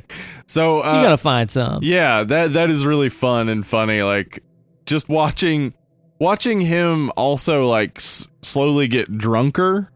Like, by the time they do the American Idol story, like, they do like the American Idol beginning thing, and then he jumps up to be in it, but like trips over because he's like drunk. Yeah. Yeah. I really enjoyed the way that all played out. But yeah, definitely the storytelling, the way the storytelling changes when they start doing the coke, and the way it amps up the sound, and then the music and stuff that comes in like that. Oh, and yeah. the lights, like whenever she's talking to him and he's Satan, and he's got like that crazy really face cool. and the lights. Yeah, once they do the cocaine, it does get a little more surreal, which is explainable because of the drug use. Yeah, they're on cocaine. Yeah, so. it's really cool. I like it. I do too. It really just drew me into the movie so well, and it really did remind me of like how much fun it is whenever someone is a great storyteller and they're telling you the story and it's painting the picture in your mind. Like, it's interesting to do that. I don't even know what perspective that would be. It's like fucking fourth person's perspective. You're watching a movie, God's eye view camera of two people telling a story, and you're watching the person that's getting the story told to them, but getting wrapped up in that story of the story being told. Like, it's really complicated. It is. The meta element is just out there. Like, just, I'm just a dude pretending to be another dude. Yeah. Like, it's a whole world exactly like our world. Like, there's no real difference, it seems, because we don't see anything otherworldly happen, nothing out of, other than the cocaine scenes, which are tinged by the drug use. Like, everything is so solid and normal. But yeah, there's nothing supernatural or anything going on. But it is a meta movie, as in it's referring to the genre it's in, it's referring to other movies, and it is a movie. But it just feels so grounded. So I like I like that unique bit. Just don't even know how to categorize it. Like, I don't know what else to put it with. I mean, we've talked about how Trick or Treat isn't really an anthology, but it is like, it maybe kind of in that area, but still, without the extreme effects and all that stuff, and with far fewer characters too. Without the change of perspective, it's very unique and interesting. I think so, and those effects in this movie as well draw you in, I think, extremely well too, because there's a lot of like, did I see that or did I not? Right. And then even the characters in the movie themselves start doing that too, where like they see the glowing yellow eyes in that vent whenever they're telling like the troll story, and they're like, did you see that? And then they get distracted and the yellow lights go out. Yeah.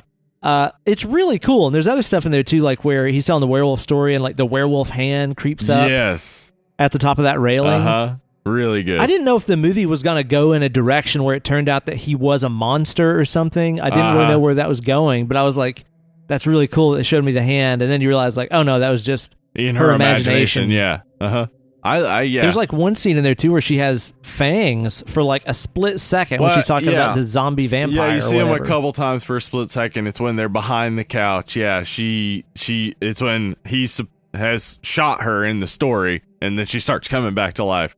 And it's a zombie vampire story apparently. So, which has happened before. It wouldn't even be a new genre. That's The Last Man on Earth, aka Omega Man.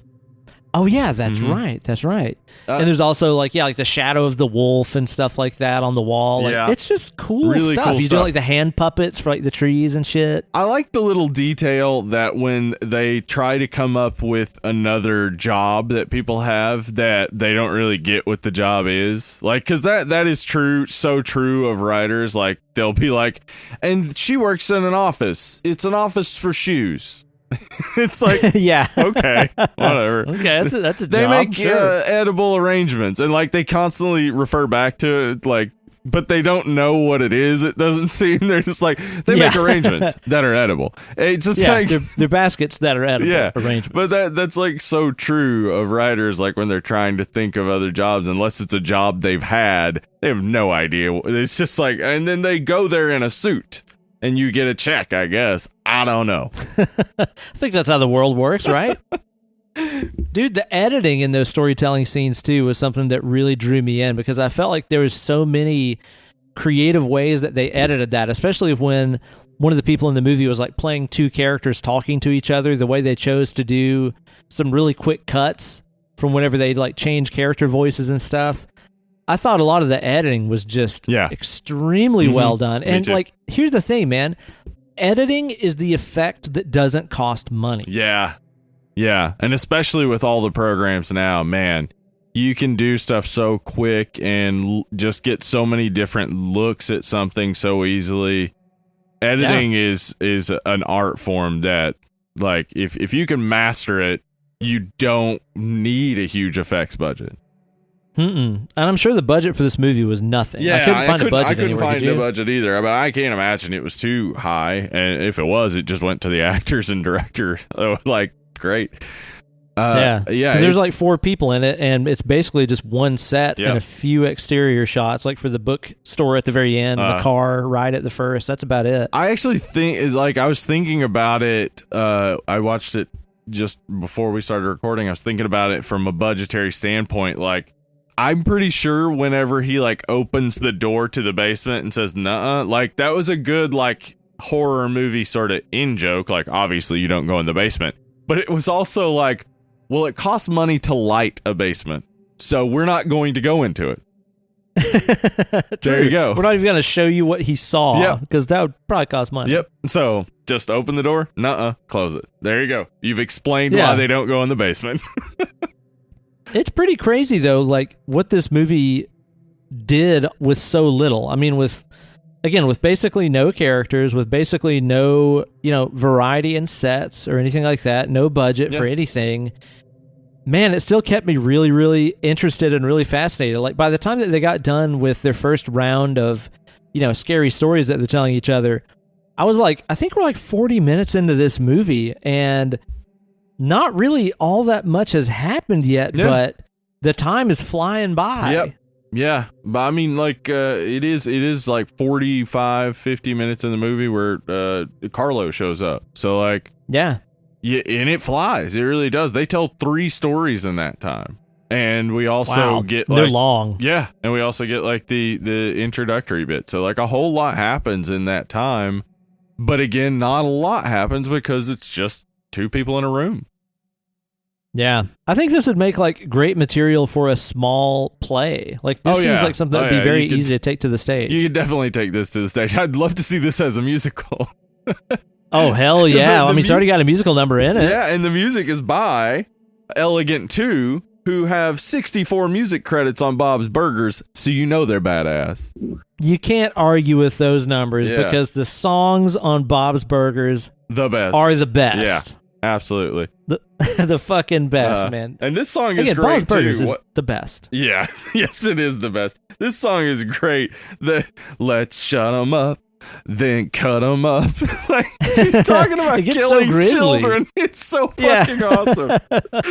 It gets super, super brutal, super fast, man. Yeah. It's funny, too, man. That's the thing about this movie that surprised me is, like, it's a really great horror comedy. There's some really funny shit. I know that we're kind of going deep into all the creative and but it's mostly just funny. Geopolitic issues. Yeah. Yeah, it's mostly just really funny, and you can sit back later and pick at the stuff that we were talking about. But, dude, there was so much stuff in this movie that I was cracking up laughing at. I love whenever Carlo the pizza guy shows up and he scares the shit out of him. He's like, hi, I'm Carlo. Yeah, I basically everything Chris Red says is pretty much gold. Like, we're dead babies with really bad scabies. Like, babies with scabies. Yeah, he wanted an army of dead babies. That's like just hilarious. What an idea. Yeah. I really enjoyed the humor aspects of this, but I was reading some reviews last night on the IMDb, and it seems like not a lot of people share that opinion about this movie. This is a movie that has like a lot of really strong reviews and a lot of really negative reviews. And I'll tell you what, Steve, on pretty much all the negative reviews that I read of this, it was mainly people being like, I couldn't get into this movie. She was so rude and unlikable. Like, all they talk about is how they hated her. Wow, so exactly what the movie is about then. Right, yeah. You probably also like felt really bad for dude that he couldn't get any gigs or any work done, too. Why does she get to sell books and he doesn't? She's just lucky. Or she wrote a book. He didn't. Like, how about that? Yeah. I was pretty blown away by how many of the complaints were just so unilateral in that statement of just like, oh, she's unlikable. You just wait until that first preview for Jordan Peele's People Under the Stairs comes out and all the comments, why do you have to make it about race? Dude, for fucking real, man, right? You just wait. It's going to be a thing, and people obviously who have seen it will be like, have you seen the original? Because it's about race. Dude, I'm kind of excited about that, because that's like, a lot of these movies get like remade and we're like, oh, really? Do you have to remake that? But that's a movie that I could see it doing well. Yeah, I could see it working. And I can see him doing really well with it too. So people want their politics to be right, especially when they are stupid. Stupid people want to be right and never be corrected. And so they're never going to be corrected, and everything that tries to work off of a correct worldview is going to be seen as trash. That's just how it is. They're never going to change. They're not looking to change, and they're going to try to tank scores of things that are good because they are mad that they're not creative, which is exactly what the fucking movie is about. And yeah, I think so. So, Shudder, it has a 4 skull rating, which I read through some of the reviews, and I would say the exact same thing, because it was mostly 5-star reviews and then 1-star reviews. So, yeah, totally. Mostly people who loved it, and the people who were like, why are politics in horror movies? Why was the girl being mean to the guy? Girls are supposed to be nice, because mommy. That That really sums up like every one of those reviews. Yep, girls are supposed mommy. to be nice because mommy.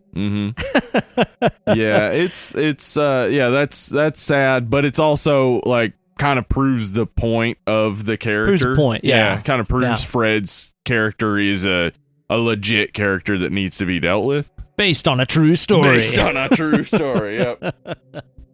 I don't know. It's a really, really unique movie, but I think that it's very cool. I do too. I don't think it's exactly perfect. Like, I don't know about, like, let's say at the very end of the movie, whenever, Fanny's decided she's not going to kill him, and she runs off and, like, leaves her notebook there, and we never really find out, like, what happened. Like, where did she go? How is she not suing this person that stole all of her stories and turned them into a book? Like, what happened to her? I kind of wish we would have had at least a little bit of follow-up there. Well, I mean, it didn't bother me. I feel like, to me, it's just like she just witnessed a guy dying. I understand not wanting to be there and running out, not really thinking about your objects and things. And then I also understand, but if she lives her philosophy that she shows throughout, that someone taking her notebook and making something out of it it's not stealing. Like she, the book that the person got out of it was just an anthology about the stories they told and not the stories she probably wanted to tell about Fragile Fred. Mm-hmm. So maybe the story she wanted to tell was still there. I can't imagine seeing someone die like that. You would forget the details. Probably the notebook's not that important at that point. That's true, man. Do you have any complaints or anything about the movie? No, I love it. I really enjoyed this movie from beginning to end and have watched it 3 times now and enjoyed it each time. Was just like, man, this is, I mean, I can understand someone might have complaints, but the complaints would be with the base root of the entire idea of these people telling stories and not actually showing them as separate anthology pieces, but showing them tell the stories. Like, that's the idea. Like, if you dislike that idea, fine, but that is the idea. So I think it's very creative. I enjoyed every performance in it. Really like the way it's directed. It's uncomfortable to watch the tension build, and then that final story bit is very uncomfortable, which is like a huge switch from the light playful tone, which makes the light playful tone all make sense. It makes it less of a comedy that has horror elements and more of an actual horror comedy, where the comedy is actually helping to build the horror. Mm-hmm. So I like that a lot. So. I do too, man. And that's something that had me kind of wondering the whole movie as well, is like, was this whole thing a setup where after they had this idea to scare each other with stories, like, was he intentionally telling crappy stories and doing badly, but while also planting these seeds in her mind of the fact that he might have some personal problems and stuff, just so he could win? Or was that all legitimately him just like being bad at storytelling and having some issues and being a jealous piece of shit? I mean, I may be getting this wrong, but doesn't he admit in the end that he cheated on his significant other and not the other way around, as he had said before? Like, I think that you're right. I didn't catch that because I just watched it the one time. We're not even sure if any of the stuff he has said at any point is true. Like, all she knows for sure is that he had received a text from her that says he's a monster, and he receives the order of protection. But we don't know for sure any of the details of what was going on in the background. So he could be the entire time sort of planting a seed, knowing, in fact, that it's a completely different story. But he knows that if he says these things, he'll be able to scare her eventually. But I think that we're supposed to have that sort of, ambiguity in the end. But I think that his character is just showing through at the end, and he's pretending it's a story. It's like, people who make horrendous comments and then say it's a joke. Like, there was no joke to that.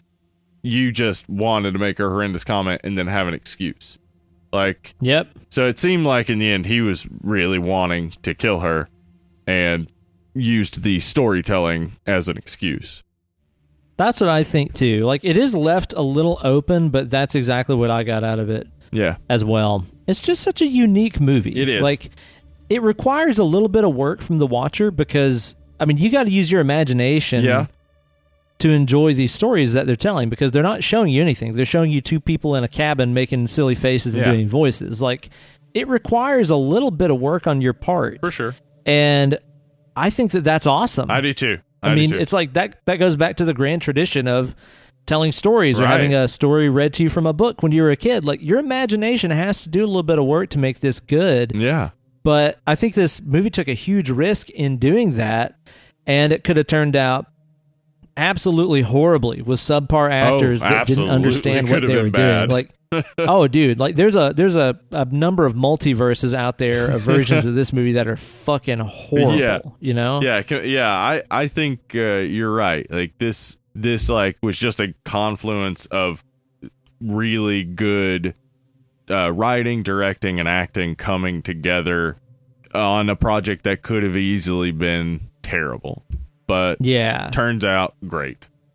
I know, man, because especially with a lot of these, like, straight to streaming or straight to a streaming network, it's like you go in being like, okay, so you mean no budget, and usually that can equate to like really subpar effects and really bad actors and stuff. Yeah, usually. But in this case, it was just like, no, it just meant we had limitations and parameters that we had to work around, but we knew what we were doing, so it turned out great. Yep. I like it a lot, man. You got any final thoughts and a rating on this thing? Final thoughts. My final thoughts is it's hard for me to rate this because, like, when I'm thinking about it, it's like, well, it's perfect for me. Like, I need, it's about writers that are improv people and comedians. Like every bit about it is like, great. So, but I can see why somebody who is tuning in to a horror movie for something that is more over tense. This is a light, playful movie for most of the movie. If you're looking for a real tense horror movie that's going to keep you on the edge of your seat, I mean, if you really get into the stories, it does, but otherwise it won't. So I guess I have to rate it considering another audience. I got to consider that there are people that might not get into this for reasons of, they just don't think the storytelling is effective or whatever. But for me, I think it's overall just a great movie. So I'm not gonna say a perfect 10, but I am gonna give it a 9.5 because I love it. I get it. Yeah. I mean, it's right up your alley. I mean, like I said, the content, the actors and writers and stuff on this are all totally right there in your field. So I get it, man. I just really applaud this movie for being so creative and surprising me. Like, this movie didn't scare me; it surprised me. Yeah. And I can't say the last time that I saw a new horror movie where I was like, man, I've never really seen anything like that, nor can I really describe that to somebody because I can't really use comparisons to describe it to anyone. I can't say, well, it's like The Shining, but like it's not really like anything that you've seen. But at the same time, it's such a simple premise that it's not like they went really out of their way to be ultra creative, blah, blah, blah. It's like, actually, they did the most simple thing. And that's what ended up making it creative. Yeah, absolutely. Nicely paced, really funny, great camera work. And again, worked around that budget so well. And the sound design and soundtrack, I can't say enough about because they really, really made the movie. Like, there's a cut of this movie without the sound effects and stuff, and it really probably fell flat. They really brought a lot to this movie.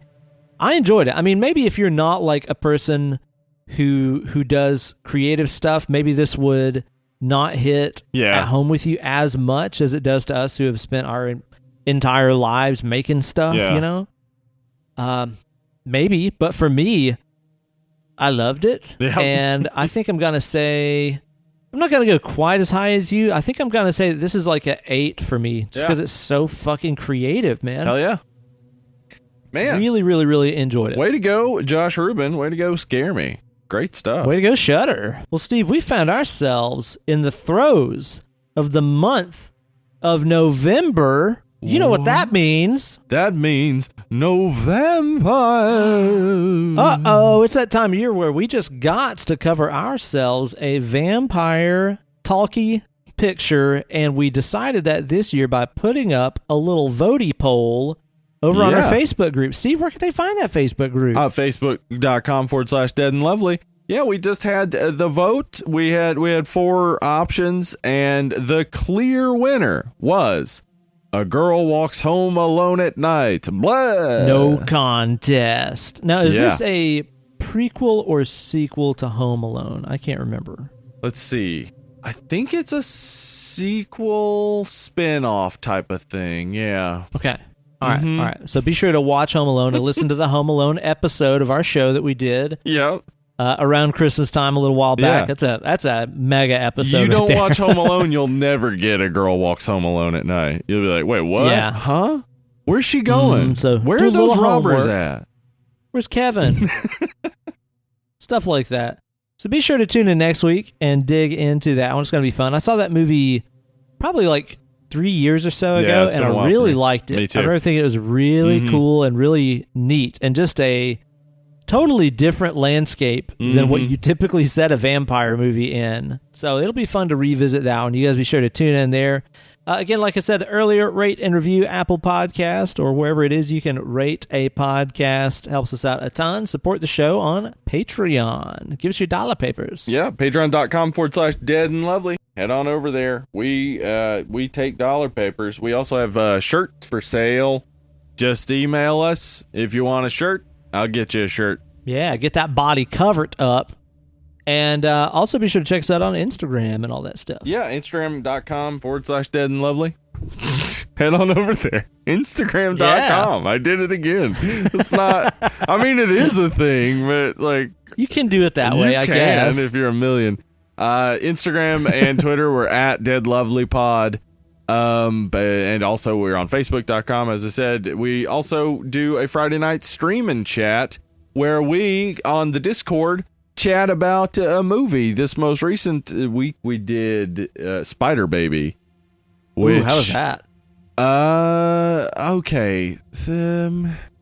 It's I mean, it's worth a watch if you're like a horror movie completionist, because it's definitely like had some inspiration on like Texas Chainsaw Massacre and stuff, and it's like, I think it's Sid Haig's first role or one of his first roles. Oh.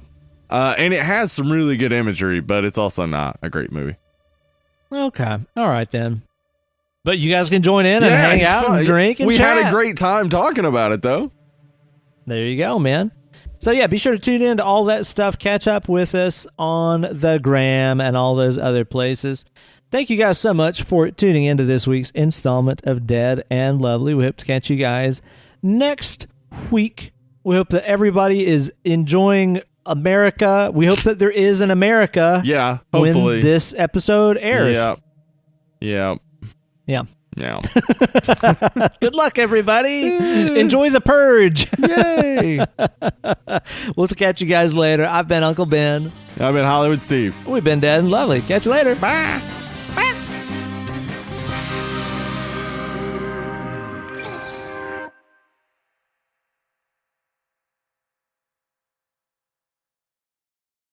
So for the past week or so, I've just been watching Bram Stoker's Dracula before bed in bits and pieces. It's kind of a long flick, but it's one of those ones that I've seen so many times that I can just put on and watch like 10 minutes of, put it down. The next day I watch the next 15 minutes or whatever. Okay. And I was doing that last night.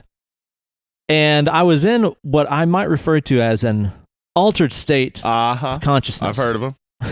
my consciousness was abnormal. I see. Mm-hmm. And I just finished watching that scene in the movie where Dracula and Winona Ryder are like drinking on the absinthe, and she starts like having the flashbacks of, you know, her past life where she knew him and stuff. And I shut the movie off after that. And as I was climbing into bed in my super whacked out state of mind, for some reason, I just started like going over the dialogue of that scene in my mind because there's so much like super beautifully written, I mean, just amazing dialogue in there. And for some reason at the time, it became the most hilarious thing in the world to me to think about what that scene would have played like if they were using like just plain old hill folk talk instead. Like we would do around here, you know? Right. So I was thinking about those lines where he's like, I have crossed oceans of time. Right. And instead, like, maybe in my version of the movie, he'd be like, it's been a month of Sundays since I seen you. And then, you know, there's that part where she starts remembering seeing Mina's face from the past and stuff. And she's like, her face is a river. Okay. And I think she would be like, her face is like that old crick out behind the barn.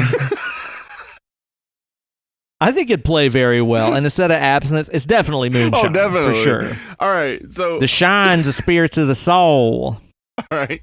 So what about, all right, I was thinking then, okay, what about lines like, there is much to be learned from beasts. Dogs is smart. Dogs sure is smart. You can tell they're always thinking of something. They know more than you think they do. Mm-hmm. I am the monster that breathing men would kill.